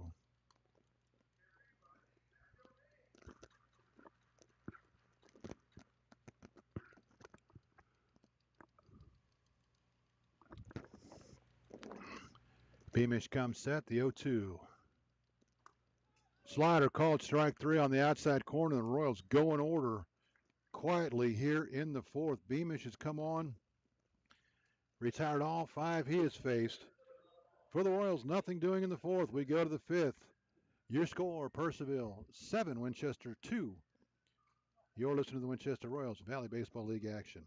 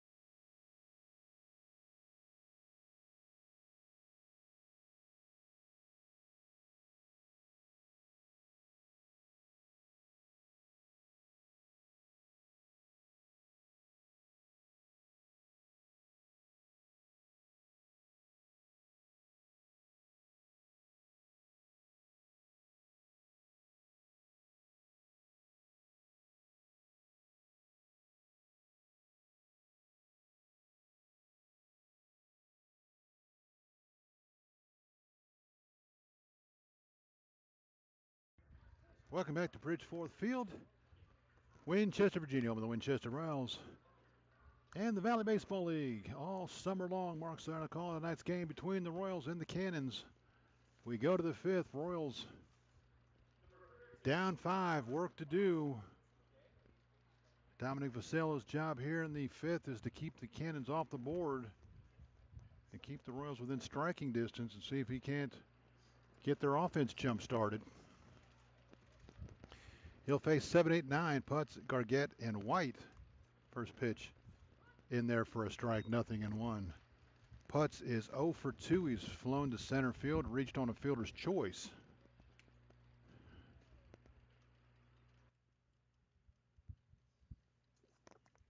The 0-1. Popped it up. Going back is Labrusciano. Meyer coming in, and nobody's going to get there. He's going to drop in between all three of them, and Putz is going to cruise into second with a stand-up double. Guy and Meyer came on. Labrusciano went out, and nobody could get to it. It just dropped in between all three of them. And it'll be a double for Putz. Second leadoff double for the Cannons here in the last 3 innings. 7th hit of the game for Purcellville, and that'll bring up Gargett. 0 for 2. He reached on a drop third strike and flew to right. Off the pitch for a ball, 1-0. See if they're asking Gargett to bunt him up. Sala will come set, the 1-0 to Gargett. Runner off for third. Throw down to third is going to be not in time. Emmendorf had to knock it down to keep it from going into left. Putz with the stolen base, and the Cannons are just pretty much running at will right now. 4th stolen base of the game. 3rd in the last 2 innings. And it's now 3-0 on Gargett.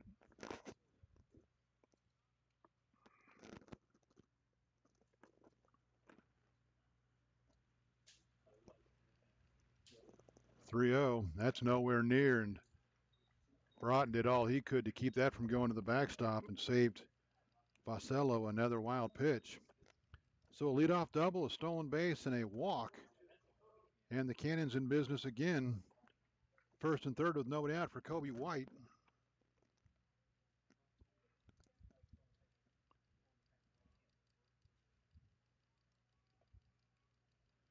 White is yet to record an at-bat. He walked and was hit by a pitch, and he'll drop a bunt down the first base line. It'll be a safety squeeze. Everybody's going to be safe except for White, who will get an RBI as Putz scores easily from third. Gargett cruises into second.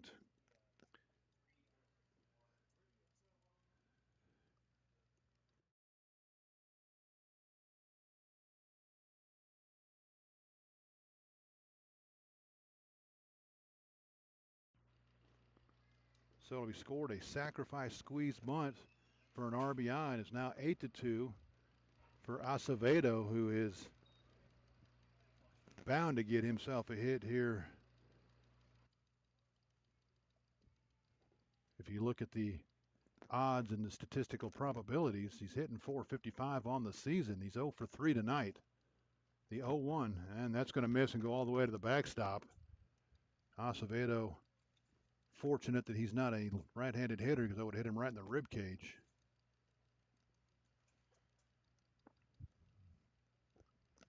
Fifth wild pitch of the game for the Royals. 3 by the starter Morgan, 2 by Vasello since he's come on, and the Royals again will bring the infield in.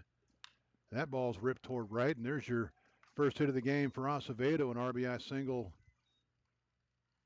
to right. Acevedo now 1 for 4 with an RBI single, and the Cannons will pick up another run. They have scored twice in this inning. The Cannons no runs in the first, but since have scored at least 2 in every inning.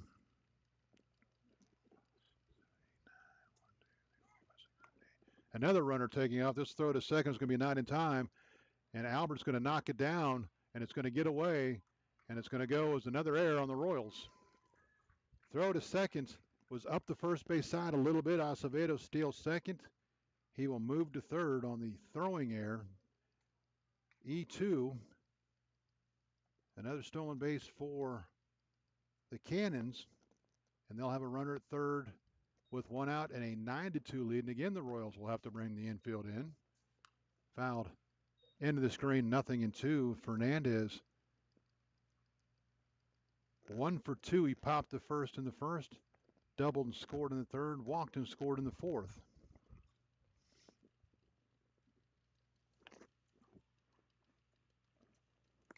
The 0-2.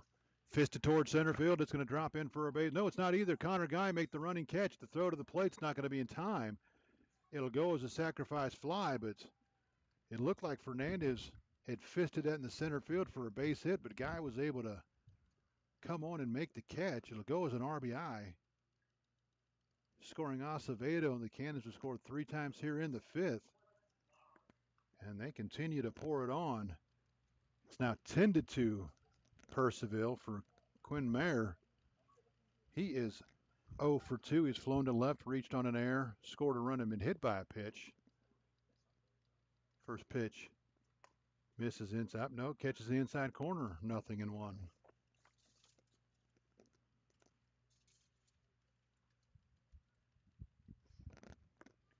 Basello comes set. The 0-1. Downstairs for a ball. 1-1.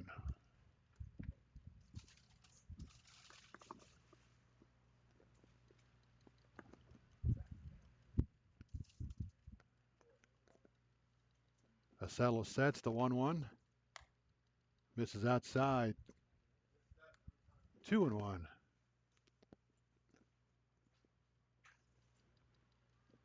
Two balls, a strike, 2 outs. Top of the fifth inning. After the first inning, it's been all Purcellville. The 2-1. Grounded down the first base side, but that'll be foul. Count evens up 2-2. 10 runs, 8 hits, no errors for Purcellville. 2 runs, 5 hits, 4 errors for the Royals. This Royals team that hasn't made an error in the last several games, making up for it here tonight. The 2-2. Swung on and missed. And Mayer will strike out 2 in the inning, but another big inning for the Cannons as they score 3 more runs on just 2 hits. Another Royals error, and the Cannons will leave nobody on base. Your score after 4.5. We're halfway home. It's Purcellville 10, Winchester 2. You're listening to the Winchester Royals in Valley Baseball League action.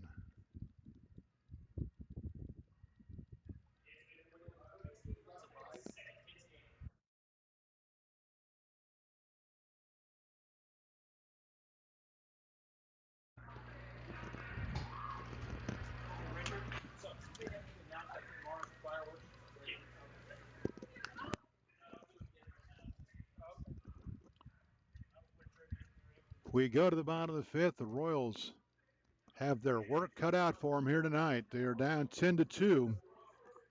The Royals have 3 games left to make up. They're all road games. They have caught up on the home part of their schedule. The first game that was rained out that's left is a 4 o'clock game this coming Monday at Covington. That game from June 15th. And then last night's game against Newmarket has been moved to July the 15th. That is the second day of the All-Star break, the Tuesday of All-Star week.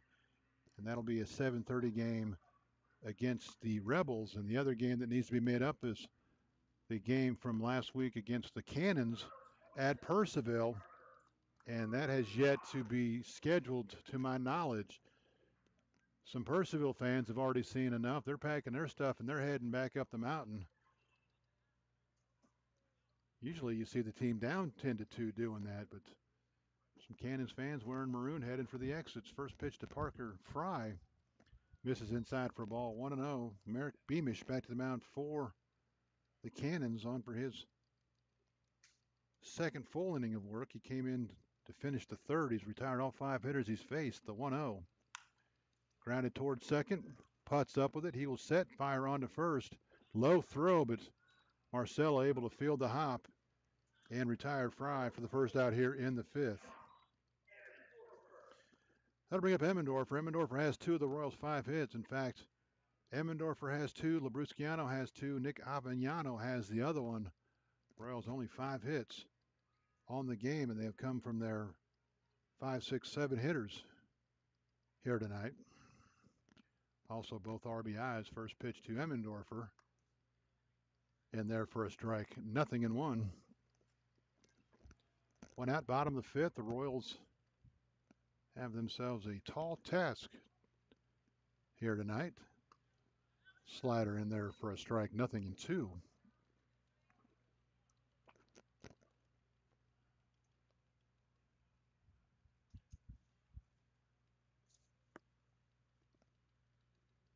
Beamish sets. He'll offer the 0-2 to Emmendorfer. That's downstairs, and it'll skip up. Knocked down by Gargett, but nobody on base, so no advancement to worry about.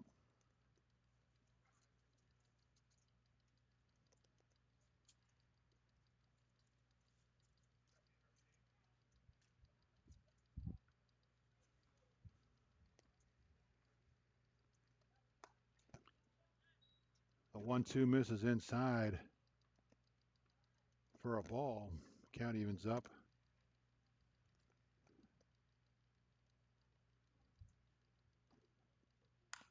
Grounded towards short. Kono up. Plays the high hop. Throws on to first in time.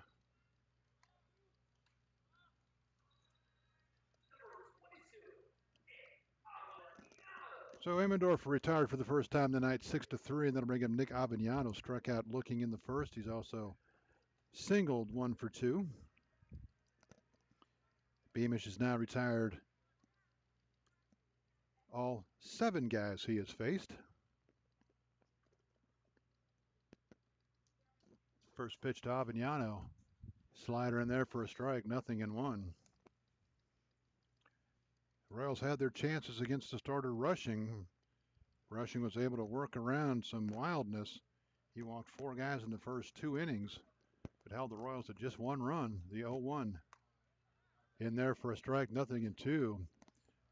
The Cannons brought on Beamish with 1 out in the 3rd and runners on 1st and 2nd, and he has shut the Royals down cold since coming on.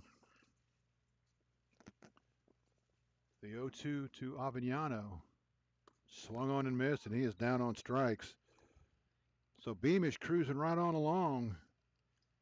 He shuts the Royals down in the 5th. He has retired all 8 guys he's faced. Your score after 5 complete. Purcellville 10, Winchester 2. You're listening to the Winchester Royals at Valley Baseball League action.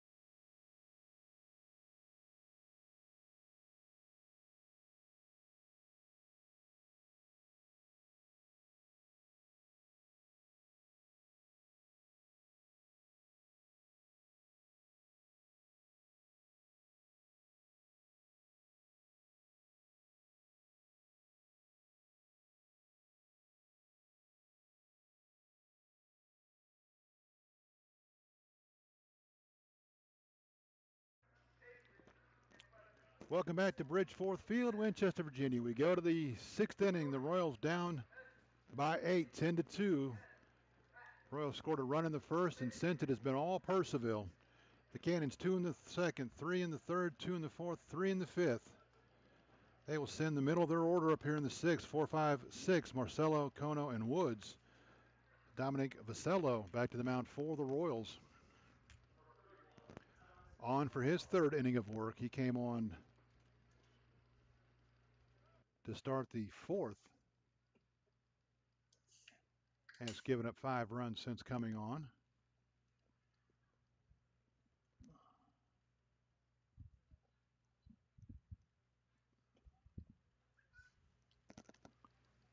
Marcello 2 for 3 with 2 runs, with a run and 2 RBIs rather.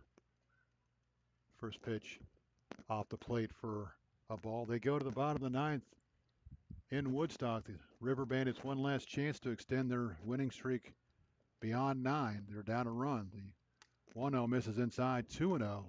It's Strasburg 7, Woodstock 6. They are in the bottom of the ninth. 2-0 the count to Thomas Marcello. And of course, the league leading River Bandits right here tomorrow night to take on these Royals. Swung on and missed. 2-1. He got an off-speed breaking ball on a 2-0 pitch, and he swung through it. Not the pitch he was looking for. 2-0. Was way out in front. Marcello sets the 2-1. Lifted toward right field. Meyer on his horse, and he is not going to be able to get there. It's going to one hop off the fence. A stand-up leadoff double for Marcello, his third hit of the game. First for extra bases, and for the third time in 6 innings, the Cannons get a leadoff double to start the inning. 4th inning in a row that the leadoff hitter has reached base for Purcellville. Again, Marcello's third hit, 9th hit of the game for the Cannons, and Ski Kono has 2 hits as he stands in with nobody out. He tries to drop one down. It's inside. He pulls the bat back. 1-0. Kono singled in the second, scored, singled in the third was erased on a fielder's choice, and he lined to left in the fourth. The 1-0, he drops down a bunt. It's going to be foul. Count evens up 1-1. I don't know if they're trying to move the runner in scoring position, if he's just trying to pick himself up another base hit. But he's tried to bunt twice, and nobody in the Royals infield has made any adjustment yet. The 1-1. He again squares the bunt and again fouls it off. Straight back. Definitely bunting for a base hit, but unable to get it down fair. Ball and 2 strikes, nobody out. We are in the 6th. Royals need to get 3 outs here and then find some offensive magic. The 1-2. Just missed downstairs, 2-2.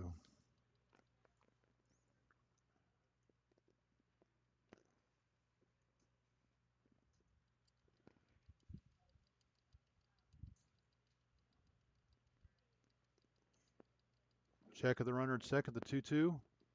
Foul tipped toward the backstop. Will stay 2-2.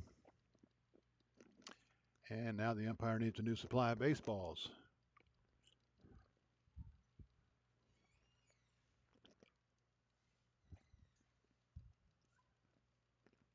Two balls, 2 strikes, nobody out. We're in the top of the 6th.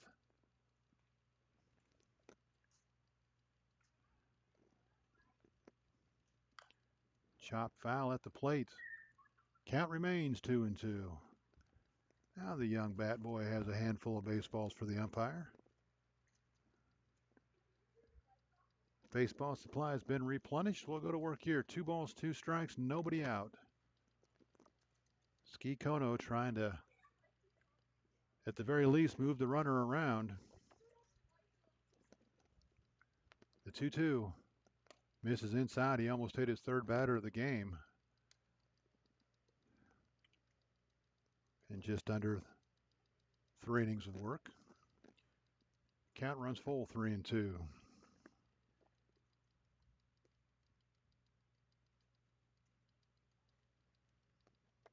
(3-2), and that misses inside, ball 4. So got ahead on Kono with 2 strikes, but couldn't finish him off. And the Cannons again will have runners on first and second with nobody out for Colson Woods. Woods 1 for 3, singled and scored in the second, and he may be seeing a new pitcher as Dominic Vasello. His night may be over.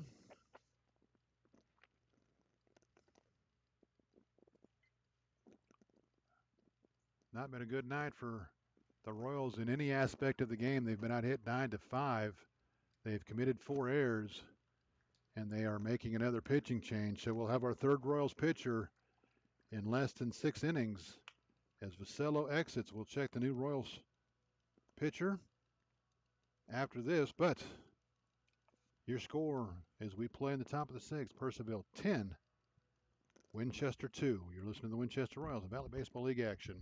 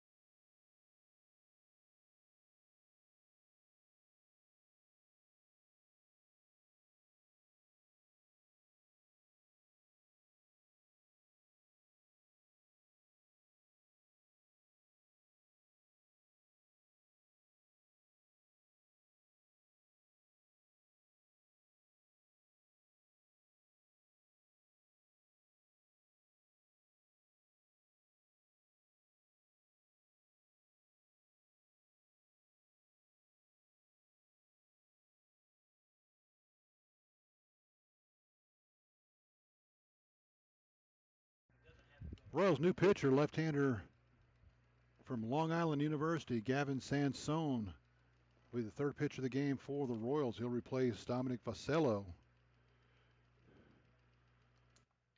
Sansone on the game, or on the season rather, making his 5th appearance, all in relief. He's worked 4 innings, allowed 3 hits, 4 runs, 3 are earned, 8 walks, 7 strikeouts, no record, a earned run average of 6.75. He'll face Colson Woods here in the 6th with first and second and nobody out. We'll see if the Cannons are going to have him bunt. Nope, he's swinging away, and he tried to make it 13-2 with one swing of the bat.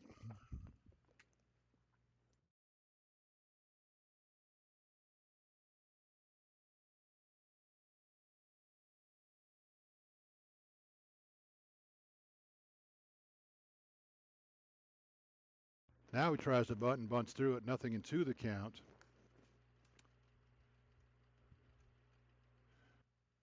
Go back to the other screen and we will get some numbers on Gavin Sands, or rather Dominic Vasello.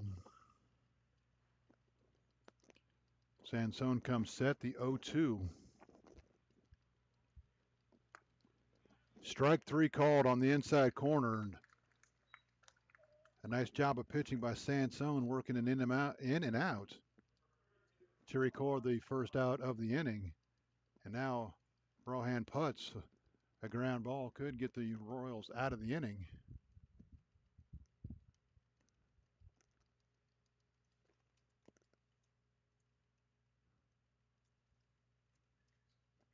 First pitch to Putz, swung on and missed, 0-1.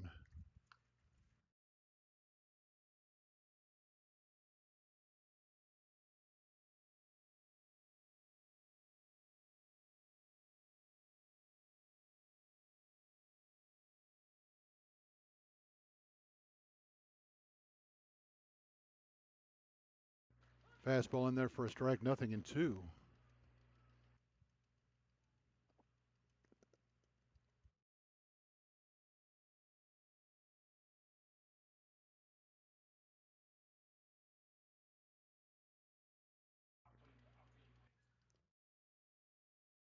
The 0-2 misses inside, 1-2.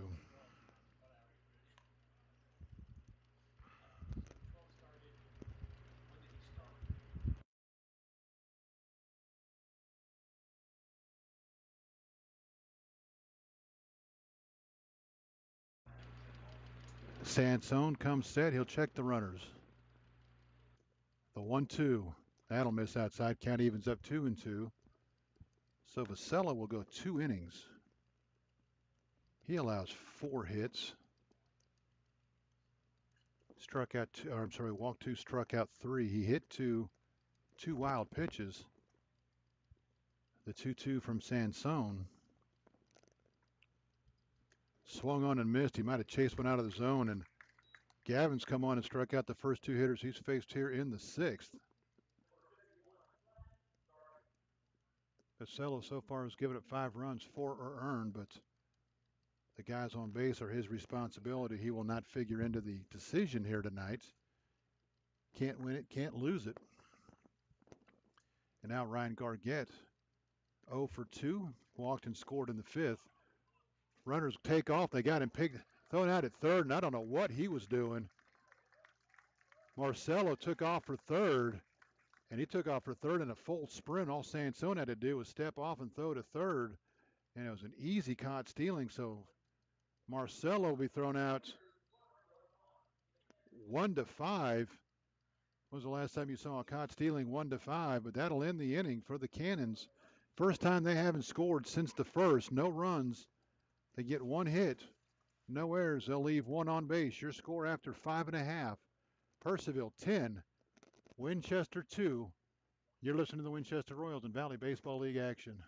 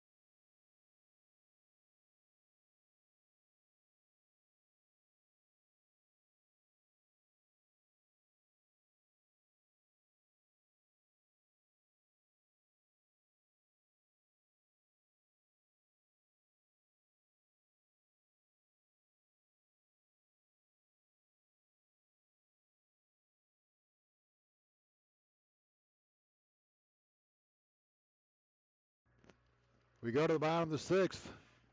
7-8-9 to hit for the Royals here in the 6th off of Merrick Beamish. He's back for his 3rd full inning of work. He has set the Royals down 8 up and 8 down since he came on. A.J. Labrusciano is the only Royal hitter not to have faced him yet. A.J. 2 for 2 with an RBI so far tonight. First time he has faced Beamish. Swung on and missed, 0-1. Labrusciano's RBI single in the 3rd chased the Purcellville starter Ryan Rushing, and since then Beamish has been perfect. The 0-1 to Labrusciano. Slider in there for a strike, 0-2. I know everybody's on the edge of their seats to know if the winning streak in Woodstock has come to a close. The 0-2 just misses outside, and Gargett was throwing it around the horn. He came up ready to throw it to third, and the Woodstock winning streak has come to an end. Strasburg beats the River Bandits 7-6. That's a final. So the River Bandits will come to town tomorrow night, good and mad and ready to start another winning streak. Ironically, as Labrusciano will strike out for the first out here in the inning, the Woodstock 9-game winning streak started here with a couple of back-to-back wins against the Royals. So they're going to come to town trying to start another winning streak against Winchester, and the Royals are going to try to make sure that doesn't happen.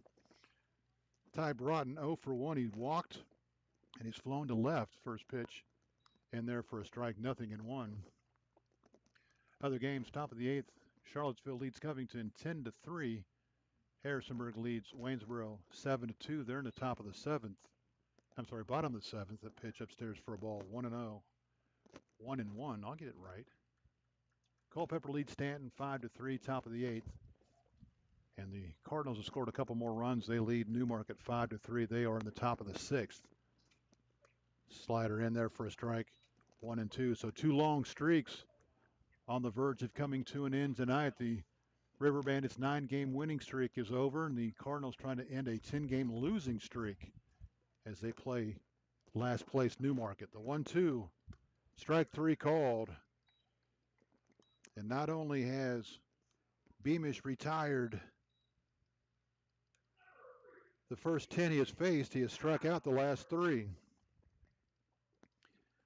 Ethan Albert flew to center his last time up against Beamish. He is 0 for 1 with the walk. Albert trying to be the first Royal to reach base since Beamish came on. Slider in there for a strike. 0-1. The Royals left 7 runners on through 3 innings. They have not gotten a runner on since. The 0-1, that'll miss outside and go all the way to the backstop. 1-1 the count.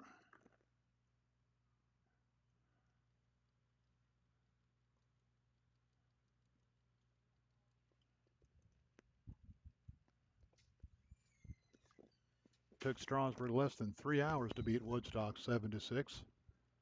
That pitch misses inside. 2-1.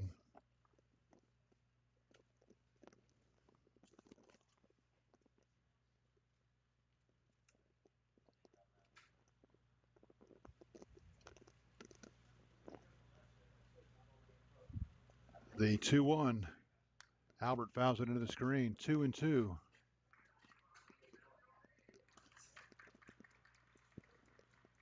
Two balls, 2 strikes, 2 outs. Albert trying to jumpstart a Royals 2-out rally here in the 6th inning. Beamish is 2-2. Grounded toward third. Up with it is Meyer. He'll flip the first in time.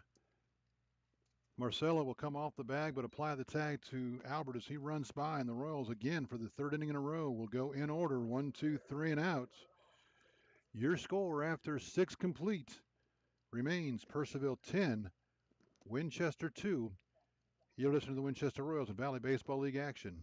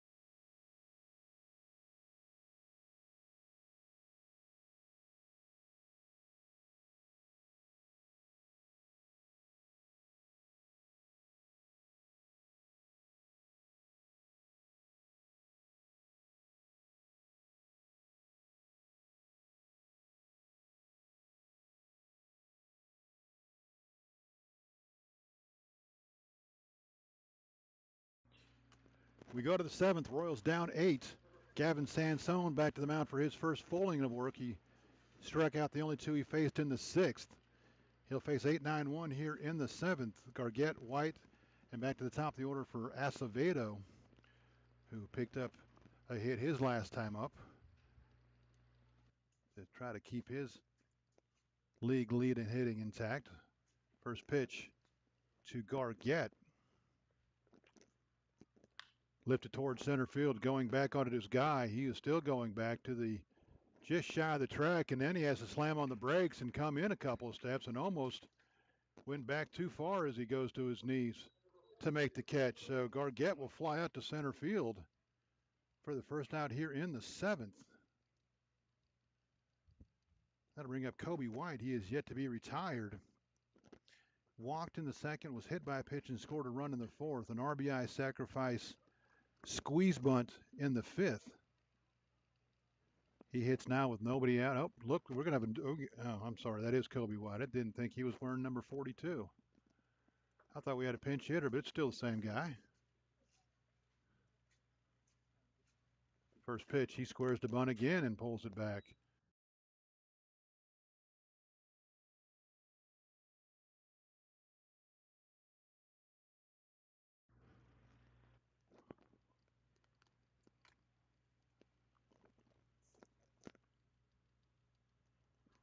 A 1-0. Grounded towards second. A.J. Fields, he'll throw off balance to first in time. 2 outs quickly here in the Purcellville seventh.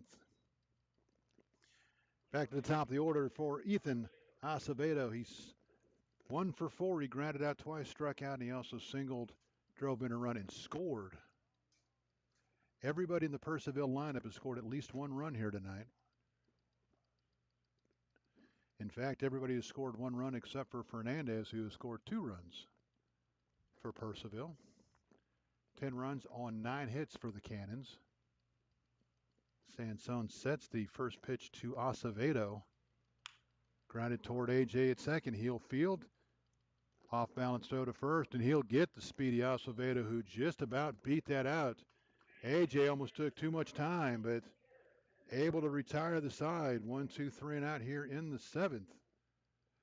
We go to the stretch. The Royals down by 8. They need to kick the offense into high gear. You're listening to the Winchester Royals and Valley Baseball League action.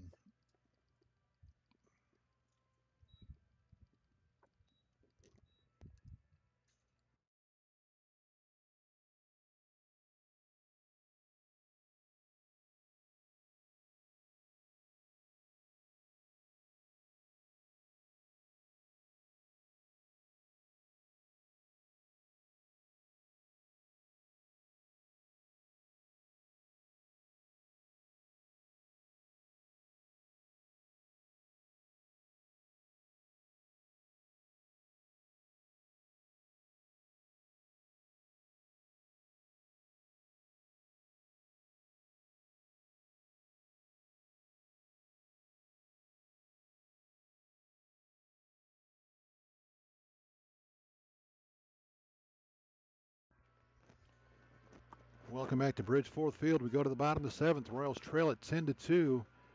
Back to the mound for the Cannons, Merrick Beamish, and why not? He hasn't allowed a base runner since coming on in the bottom of the third. He's retired 11 straight. He retired Meyer the only time he faced him.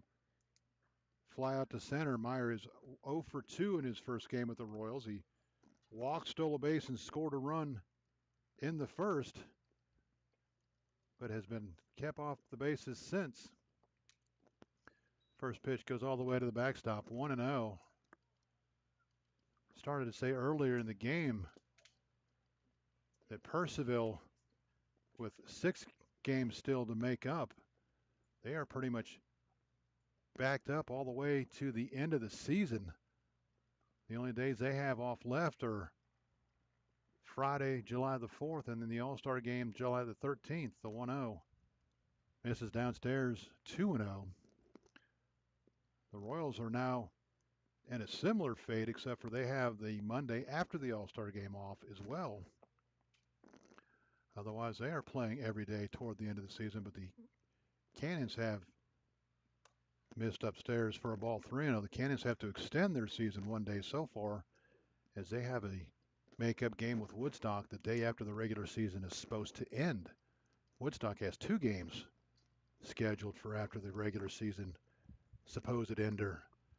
Meyer will draw the 4-pitch walk. Second time tonight he has walked on 4 pitches, and he'll be at first with nobody out here in the seventh. Connor Guy 0 for 3 has flown to left, struck out, and grounded to first.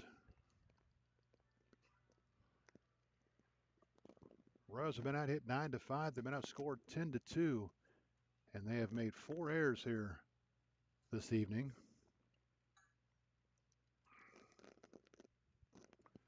First pitch to Guy. Fouled out of play, 0-1.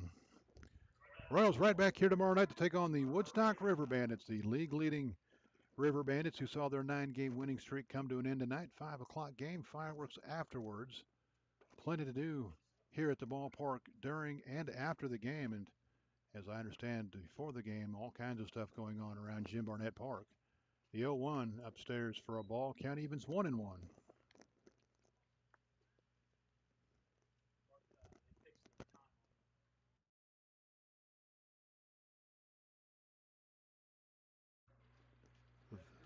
The 1-1. They got him picked off at first. I don't know what Meyer was doing, and he's going to slide in safely.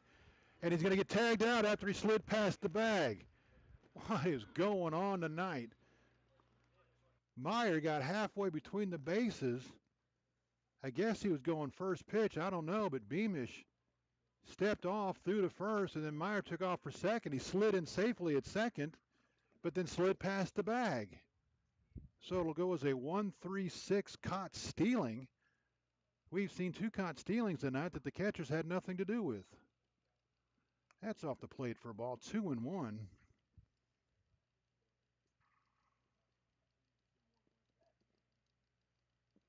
So Guy hits now with no runners on and 1 out. The 2-1 inside corner, 2-2.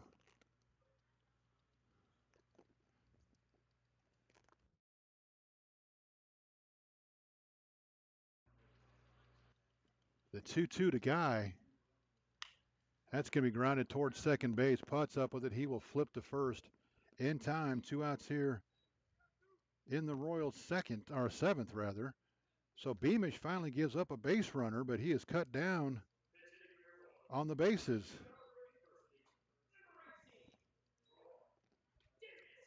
And the Royals will go to the bench here down by 8 runs in the 7th inning. Todd Abraham's night is finished. He finishes 0 for 3. Troy Davis will be the pinch hitter. Davis, an outfielder from East Stroudsburg University, hitting .280 on the season. His 12th game, 7 for 25, no home runs, 4 RBIs. First pitch off the plate for a ball, 1-0, and that'll miss upstairs, 2-0. And I'm sure Troy will stay in the game to play left field for Abraham.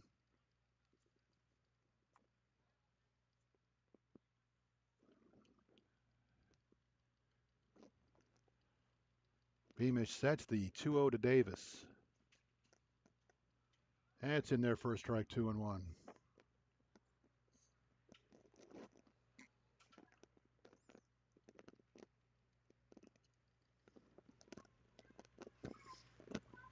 The 2-1. Lifted toward right field. Should be easy for Meyer. I'm sorry, that's not Meyer. That's Fernandez. Now Meyer will go out there and play right field. Davis flies out to right field, 2 in the inning. So the Royals do get a base runner, but again go 1, 2, 3 and out. No runs, no hits, no errors, nobody left. Your score after 7, Purcellville 10, Winchester 2. You listen to the Winchester Royals and Valley Baseball League action.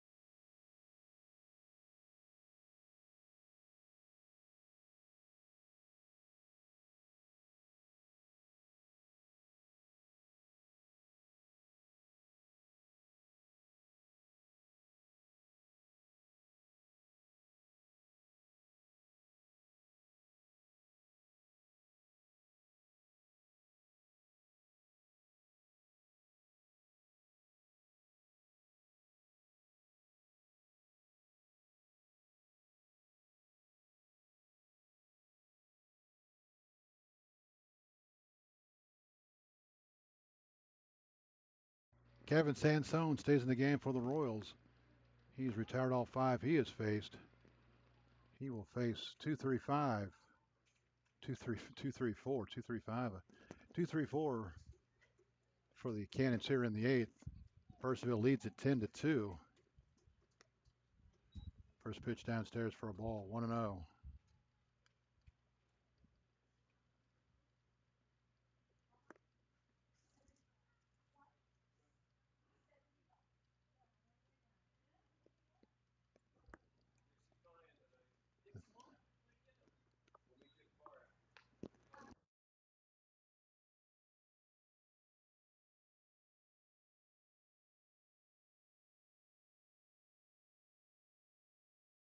The 2-0 tap fouled on the third base side, 2-1.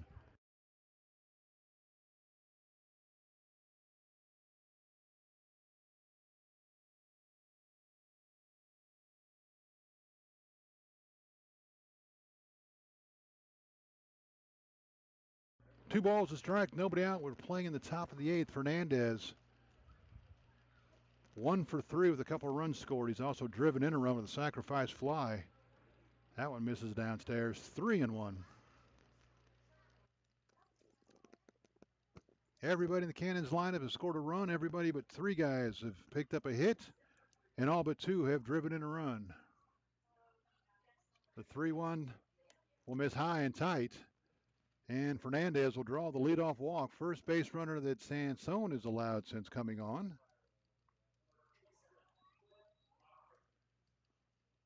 I bring up Quinn Meyer. Quinn 0 for 3. We reached on an error and scored in the third. He drove in a run on that play. He's also been hit by a pitch. First pitch to Meyer, and he'll fist this one towards second base. Labrusciano will field that one in the air, and Fernandez chased back to first. One out here in the 8th. Then bring Marcelo. Marcelo is 3 for 4. He struck out his first time up. He has since singled, scored, singled, drove in 2, doubled, and was caught stealing trying to go to third. 3 for 4 with the run scored, 2 RBIs on the night for the Purcellville first baseman. First pitch catches the outside corner, 0-1.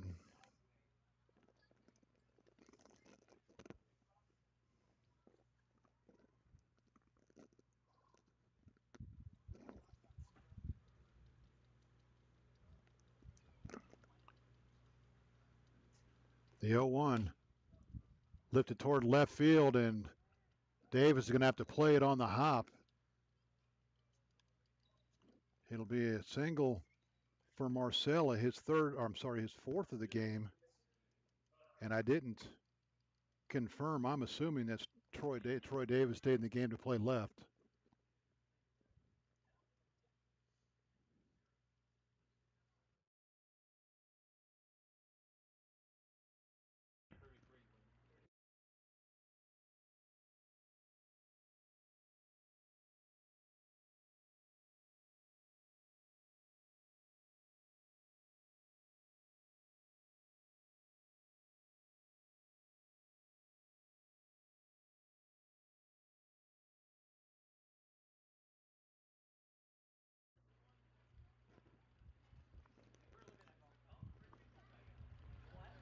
So you can't do that. So it is Troy Davis playing left field now. The 0-1 to Kono, and there for a strike, 0-2.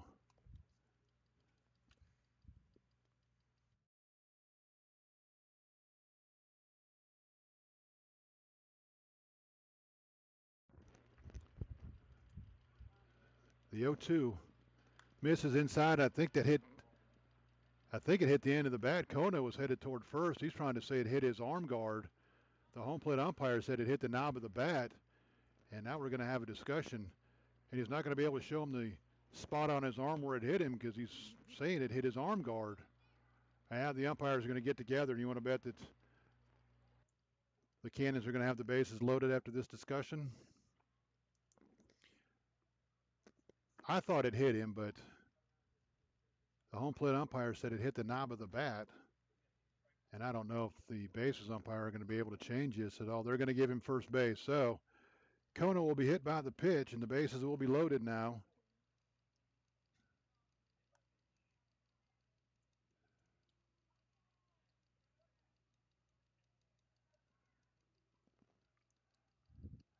And now the Royals want an explanation on why the call was overturned, and it's going to be a simple explanation. He's going to say, well, he saw something I didn't see.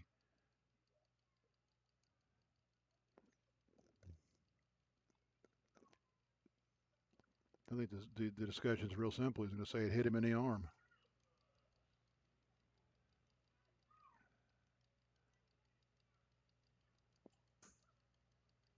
In any event, when the conversation's over, the Cannons are going to have the bases loaded with one out for Colson Woods. Woods singled and scored his first time up. He has since gone 0 for 3, 1 for 4 on the game with a run and an RBI. And the decision will not be changed, so the Cannons do have the bases loaded for Colson Woods. Cannons trying to add to a 8-run lead, and again, if the Cannons were to score 2 runs here and the Royals could not answer, the game would be over. First pitch from Sanson, fouled into the screen, 0-1.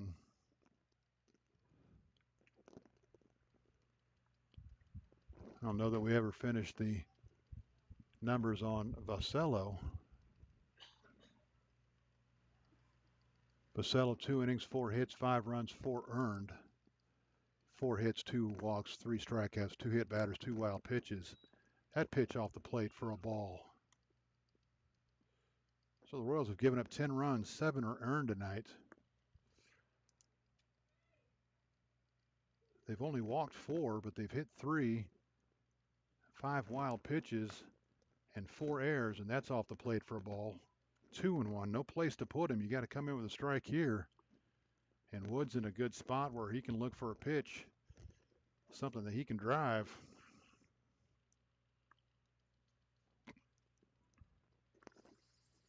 Sanson sets the 2-1. He didn't mean to. He got it to Avignano at first, and Avignano made a great play, fielded it and tagged the bag all in one motion, then turned, looked for another play, but everybody else had already moved up. So Woods will get an RBI on a good play by Avignano on a ball that looked like it was going to get past him into the corner. And had that got past Avignano, boy, would that have been a mess, because 3 runs were going to score easily. Fernandez scores his 3rd run of the game.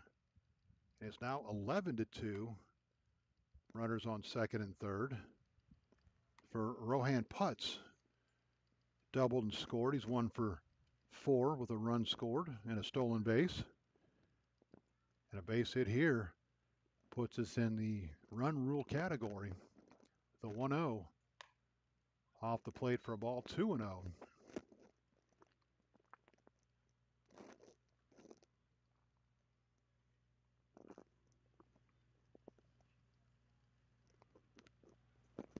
Two balls and no strikes.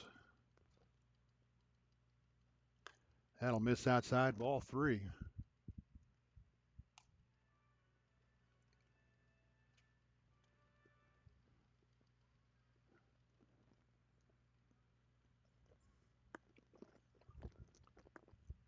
Sanson sets the 3-0. That'll miss outside, ball 4, and the Cannons will have them loaded again. Another final score in. Culpeper has knocked off Stanton 5-3 at Culpeper High School. The Cardinals have added another run. They lead Newmarket 6-3. Bottom of the 7th. Ryan Gargett, 0 for 3, has walked and scored.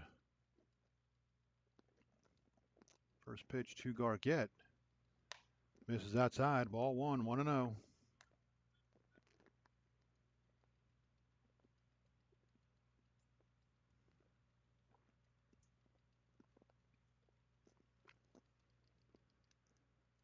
Sanson sets the 1-0. Swung on and missed. He had a pretty healthy hack at a fastball. Comes up empty, 1-1.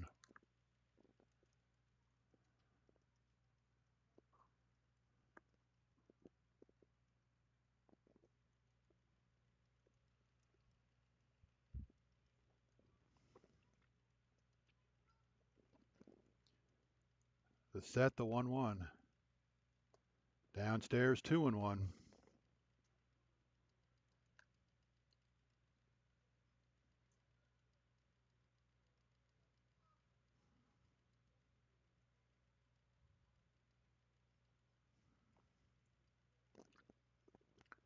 Sansone sets the 2-1. Grounded toward third. Emmendorfer up with it. Sets his feet. Long throw to first. Low throw. And Fry able to come up with it. He bobbled it, but got it on the rebound and controlled it just before Gargett got to the bag. So the Royals on the verge of giving up the lead, which would have kicked in the 10-run rule, survived the inning, giving up just 1 run. There was one more hit. No Royals errors, and the Cannons will leave them loaded. We go to the bottom of the 8th. Your new score, Purcellville 11, Winchester 2. You're listening to the Winchester Royals in Valley Baseball League action.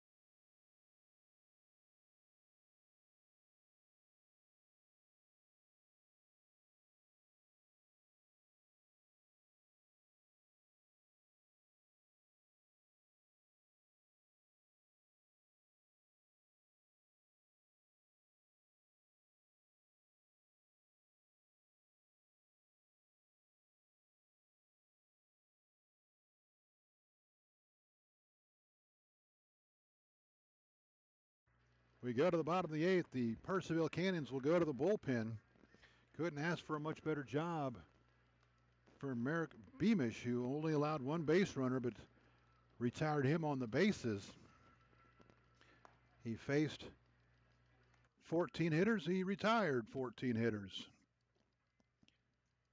The new pitcher, right-hander from Seattle University, Ryan Morrison, from Melbourne, Australia, a long way from home.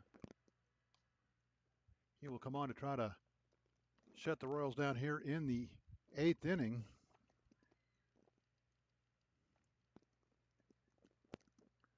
Morrison making his 4th appearance, all in relief. He's worked an inning and 2/3, allowed 2 hits, 1 run. It's earned.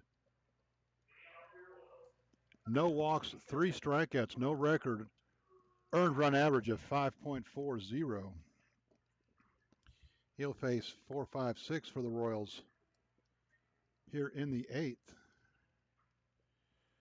Fry, Emmendorfer, Avignano.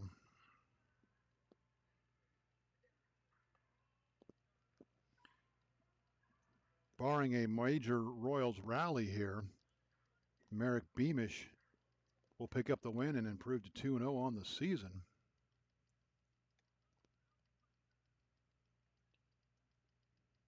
As soon as I get Morrison into the ball game here, we'll total up the numbers for Merrick Beamish. Shouldn't be hard. He didn't give up any runs or hits. First pitch swinging, Fry fouls it out of play.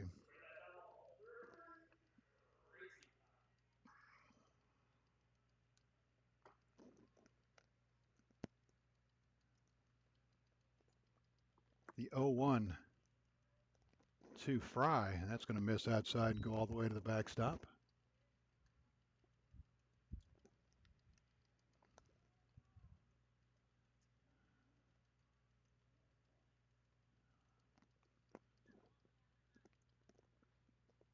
Morrison's 1-1. This is downstairs, and that goes all the way to the backstop. Beamish goes 4 2/3 innings. He allowed no hits, 1 walk, struck out 4, allowed 1 base runner, and again he was caught stealing. So he faced the minimum in his 3 or 4+ innings, and again stands to be the winner if the Cannons can hold on to a 9-run lead here in the 8th. The 2-1. Line toward left center field, but on his horse is Acevedo, and he'll take a hit away from Parker Fry off the bat. It looked like Fry was going to have himself a base hit, but Acevedo able to run it down. That'll bring up Emmendorfer. Emmendorfer 2 for 3 with an RBI and a run scored. Singled and drove in a run in the first, singled and scored in the third. He's also grounded out.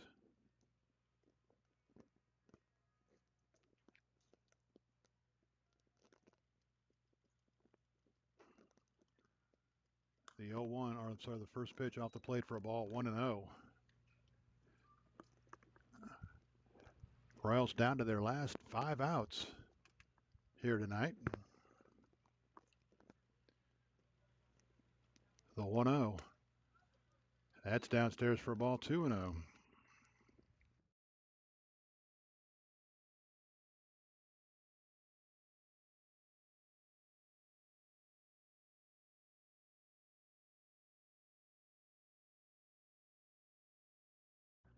The 2-0. Lifted toward right field, but Fernandez has a nice angle on it. We'll track it down and run it down shy of the warning track for out number 2 here in the 8th. That'll bring up Nick Avignano. Nick 1 for 3. He's struck out twice, singled in his 3 at-bats. Emmendorfer, Avignano, Labrusciano have the only 5 hits for the Royals here tonight. Emmendorfer, Labrusciano have 2 each. Avignano looking for his 2nd hit of the game. Fouled into the screen, 0-1.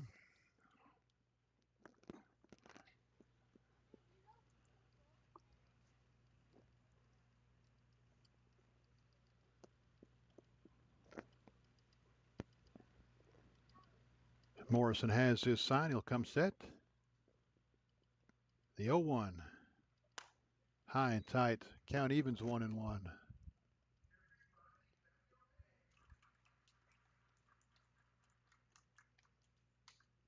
Top of the 8th in Newmarket. Front Royal continues to lead the Rebels 6-3.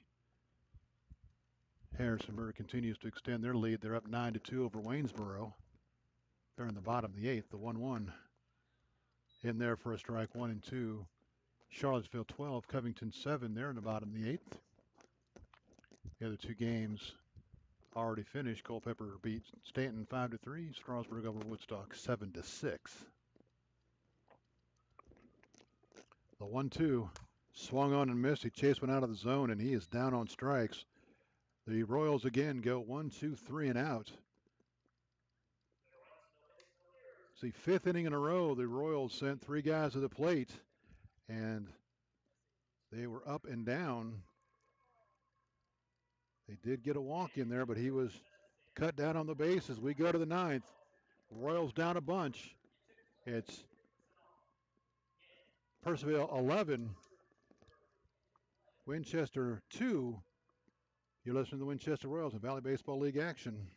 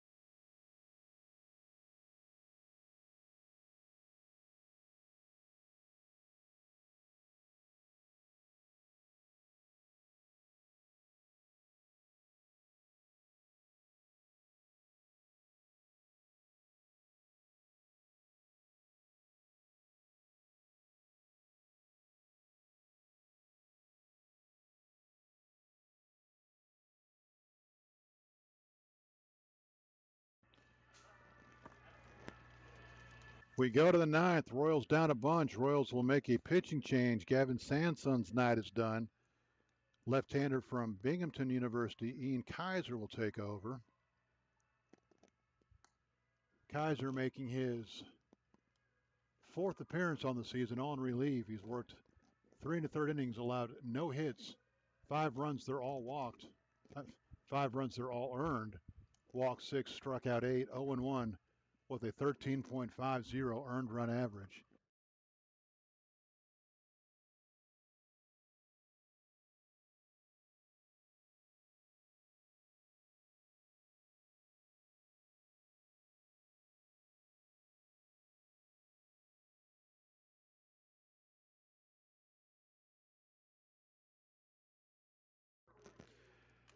Gavin Sansone will end his night going 3 innings. He allowed a run. It was earned. 1 hit, 1 walk, 2 strikeouts. He will not figure into the decision here tonight. Kobe White will lead it off. White, the number 9 hitter in the Purcellville lineup.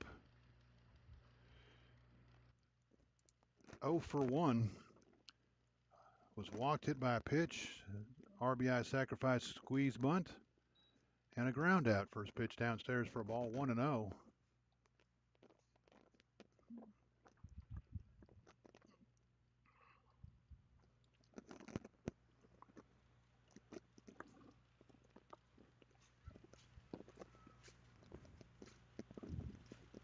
The 1-0 in there for a strike, 1-1.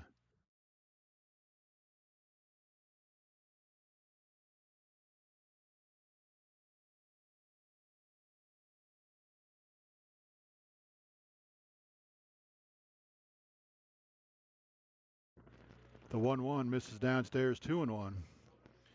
Again, both these teams at home tomorrow night. The Cannons return home to take on Waynesboro.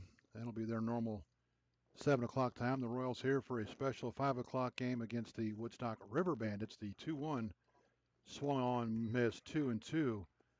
5 o'clock start. Again, fireworks here at the ballpark after the game. Lots of stuff going on throughout the park all day long. So if you're in the area, you might as well come on in. And I understand it's free admission to the ball game. So what else could you ask for? The 2-2 misses inside, 3-2. 11 runs, 10 hits, no errors for Purcellville. 2 runs, 5 hits, 4 errors for the Royals. We play here in the top of the 9th. The 3-2. Strike 3 called. Kobe was headed toward first. He thought it was ball 4 off the plate. And if it's 3-2, it might have been, but 11-2, it's strike 3.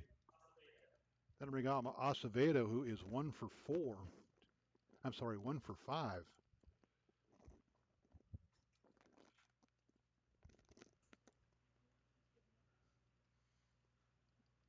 Acevedo did get a hit earlier in the game, but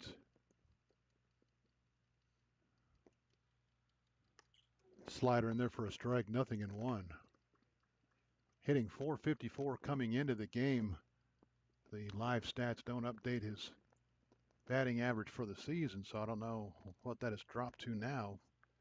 The 0-1 downstairs for a ball, 1-1 the count. After tomorrow, the Royals, the entire league off on Friday for the holiday, and the Royals on the road Saturday, Sunday, and Monday before they return home next Tuesday against the Newmarket Rebels. The 1-1 fouled into the screen, 1-2.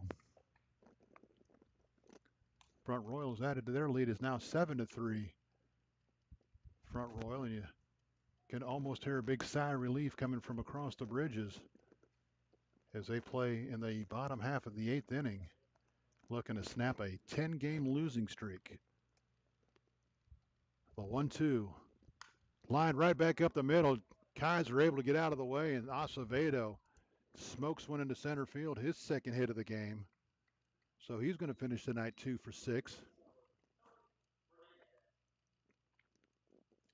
Now to bring up Tony Fernandez, who's been all over the base paths tonight for the Cannons. Just 1 hit, but he's walked twice, driven in a row to the sacrifice fly. 1 for 2 with a couple of walks. He has scored 3 times. First pitch in there for a strike, 0-1.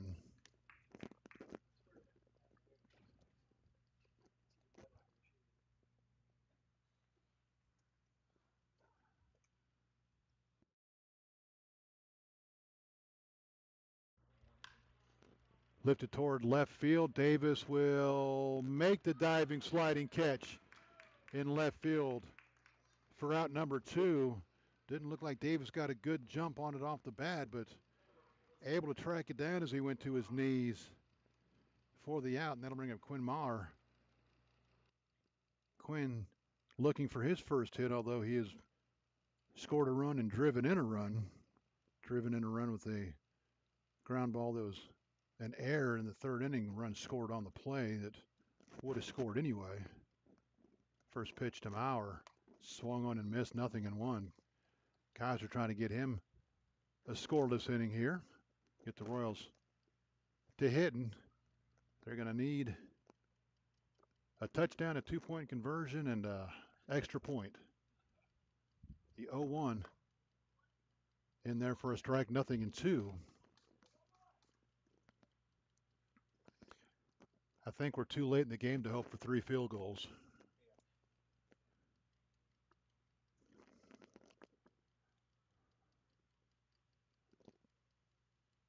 Kaiser's 0-2.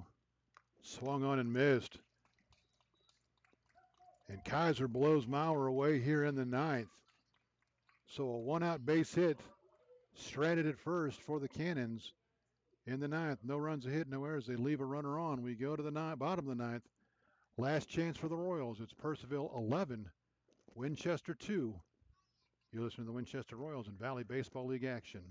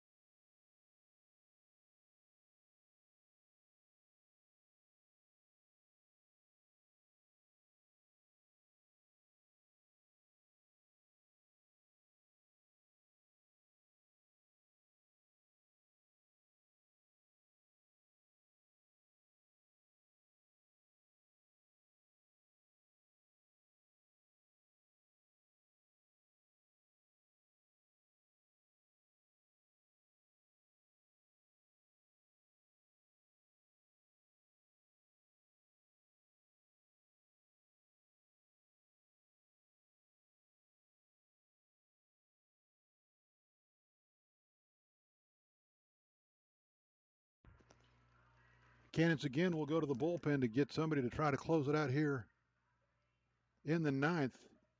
Cooper Gatch from East Florida State College will come on in relief.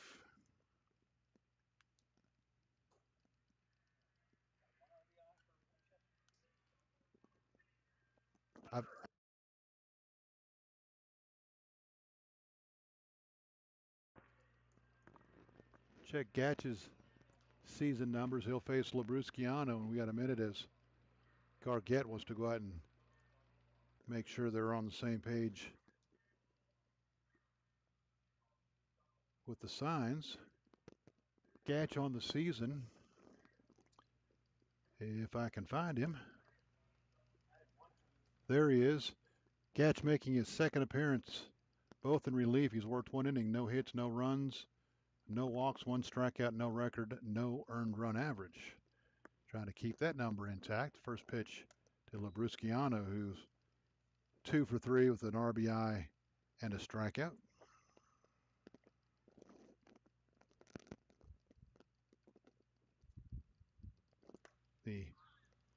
1-0 downstairs for a ball, and Gatch wants a new ball as he is falling behind the count to Labrusciano. Morrison goes an inning.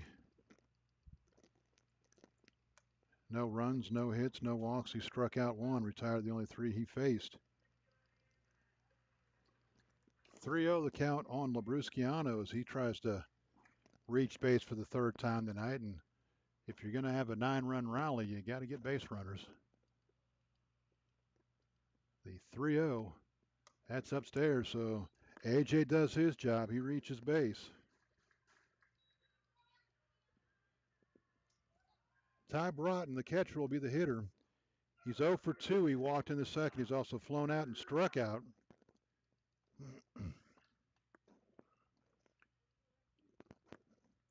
And if I'm the Cannons, I don't have my first baseman playing anywhere near the runner. It's a 9-run lead. Where's he going to go? I got him playing behind and cutting off that hole over there between 1st and 2nd. The 1-0 to Broughton, off the plate for a ball. I'm sorry, off the plate for a ball. That's 1-0. He got putts up the middle for a double play. You got Marcella holding the runner at first. The 1-0, that's going to miss down in the well. They called that a strike even though the catcher couldn't catch it. So Gargett couldn't catch it, but it'll go as a strike. 1-1 the count.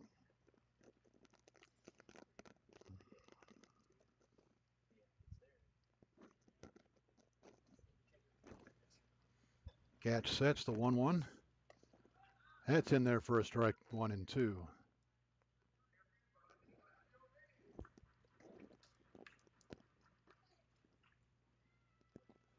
Bottom of the 9th, Royals need a bunch.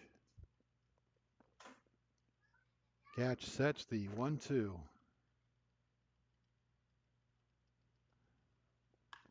Fouled out of play. We'll do it again, 1-2.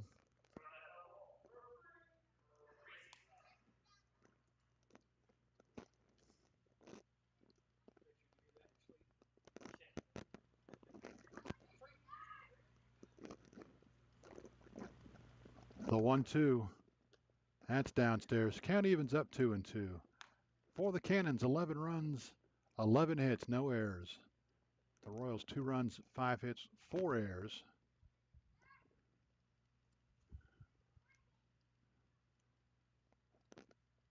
The 2-2 downstairs for a ball, 3-2.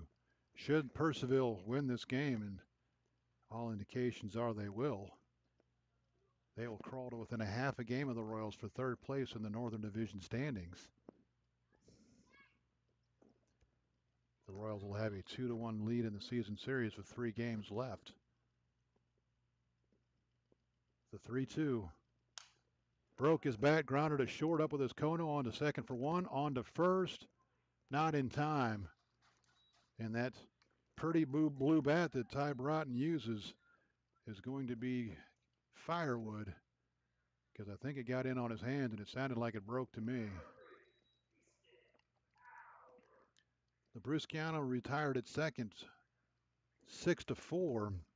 Broughton will be the runner at 1st on a fielder's choice, and that'll bring up Easton Albert. Albert 0 for 2. He walked in the 2nd. He's flown to center and grounded to 2nd in his 3 times at the plate.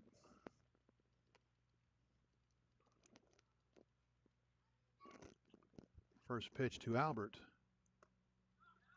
Catches the outside corner, 0-1.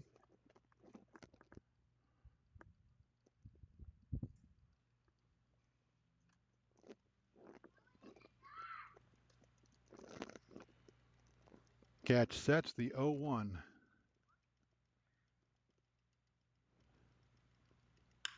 Line towards center field. Coming on is Acevedo. He's not going to be able to make the catch. He slides and misses the ball, and it gets past him. The Royals are going to score a run. Albert on his horse. He's on his way to 3rd. They're going to send him. Albert on the way to the plate. The throw to the plate is going to be in time. And Albert's just been thrown out of the game because he tried to run over the catcher. So Albert will be thrown out of the game, and he is out at the plate. And I'm not sure that down by 8 runs, you want to send him there. I think you hold him up at 3rd and take your chances, but it'll go as a triple. Albert didn't slide at the plate. He tried to run over the catcher, and the collision at the plate, he is out. He'll get an RBI, but he'll be thrown out of the game. So a hit and an RBI for Albert, and it probably won't matter if the Royals don't score 8 more runs because they don't need anybody to go out and play shortstop. So the only thing that'll come into play is if he comes around to hit again. But, and I'll have to check, I know if you get thrown out of the game, you're supposed to be suspended for a game, but I know there was a game earlier this week where there was a bunch of ejections and nobody was suspended for a game. So, in any event, an RBI triple for Albert. He's thrown out at the plate trying to score. Back to the top of the order for Cole Meyer. Meyer 0 for 2 with a couple of walks. He scored a run in the first. Last chance for the Royals. That's going to be lined into right field for a base hit. So Meyer has his first hit as a Royal. And the Royals still clinging to life here.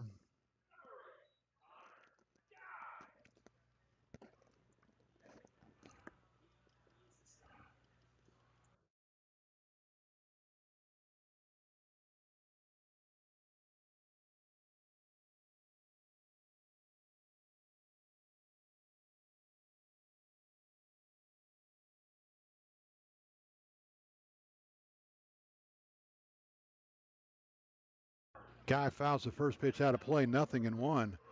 Guy 0 for 4 on the game. So give Albert his 7th RBI of the season. But he is out at the plate for out number 2. And now Meyer at first with the Royals down by 8. The 0-1. In there for a strike, 0-2. Royals down to their last swing now.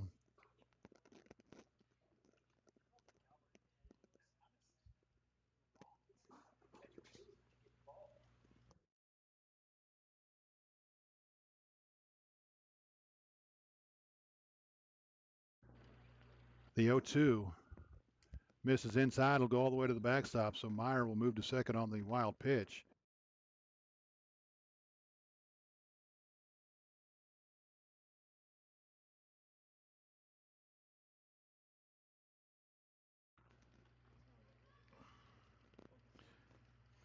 So Gatch throws the wild pitch, gets Meyer to second. The Royals still with a glimmer of hope here. 1-2 to Guy.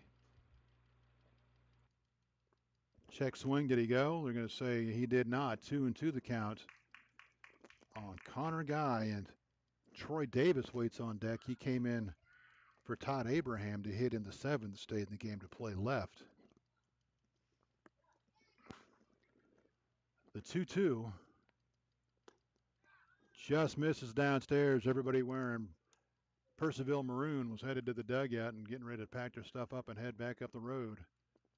But they'll have to wait at least one more pitch. 3-2 the count on Guy. The 3-2 popped it up. That's going to be out of play. Gatch is going to try to catch it, but it is well out of play back beyond the bleachers. So the count remains 3-2. Acevedo with a big lead, probably ill-advised to try to come on and make the diving catch of the line drive off the bat of Easton Albert. And once he went down, there was nobody behind him to track the ball down, so he had to go get it. But he did and got the relay to the plate in time to retire Albert. The 3-2 grounded toward second. This should do it. Putts up with it. He'll throw low to first, but Marcelo able to dig it out of the ground to retire the side and end the ball game. Guy grounds out 4-3. The Royals score a run in the 9th on a hit. They will, a run on 2 hits. No errors, they'll leave a runner on. Your final score, Purcellville 11, Winchester 3 for the Cannons. 11 runs on 11 hits, no errors for the Royals. 3 runs, 7 hits, 4 errors. Purcellville improves to 11-11, and they moved to within a half a game of the Royals in third place, or for third place rather. The Royals will drop to 13-12 on the season. Winning pitcher in relief, Merrick Beamish. He goes 4 2/3, no runs, no hits. He walked 1, struck out 4. He improves to 2-0 on the season. Losing pitcher will be the starter for the Royals, Riley Morgan. He drops to 1-2. He goes 3 innings, 5 runs, 3 earned, 5 hits. He walked 1, struck out 2, and was charged with 3 wild pitches. For the Cannons, Thomas Marcella, 3 hits, 2 RBIs, scored a run. Tony Fernandez scored 3 times. He had a hit and RBI. Colson Woods scored a run, had a hit, 2 RBIs. And Ethan Acevedo, the league leader in hits, or I'm sorry, the league leader hitting, had 2 hits, a run, and an RBI. Again, the Cannons win it 11-3 for the Royals. They had 7 hits. 2 of them came in the 9th inning. John Emmendorfer, AJ Labrusciano had 2 hits each. They each had a run or an RBI, and Emmendorfer scored a run. Easton Albert had the triple in the 9th and an RBI for the other Royals hit. Again, the Royals lose it by the final score of 11-3. Purcellville returns home tomorrow to take on Waynesboro. Our friends in Purcellville will have your Cannons call for you. And I'm right back here tomorrow night for the Winchester Royals hosting league-leading Woodstock. Game time 5 o'clock. Mike Bocock brings his boys in after their 9-game winning streak came to an end tonight. So you know they'll be ripe and ready to go tomorrow night. And it's fireworks night. That always puts an extra spark in Mike Bocock's candle. So the Royals tomorrow night at home for fireworks night and the Woodstock River Bandits. Again, the Royals lose this one 11-3. Mark Sawyer saying good night from the ballpark. We'll talk to you tomorrow night for the Royals and the River Bandits. Good night, everybody.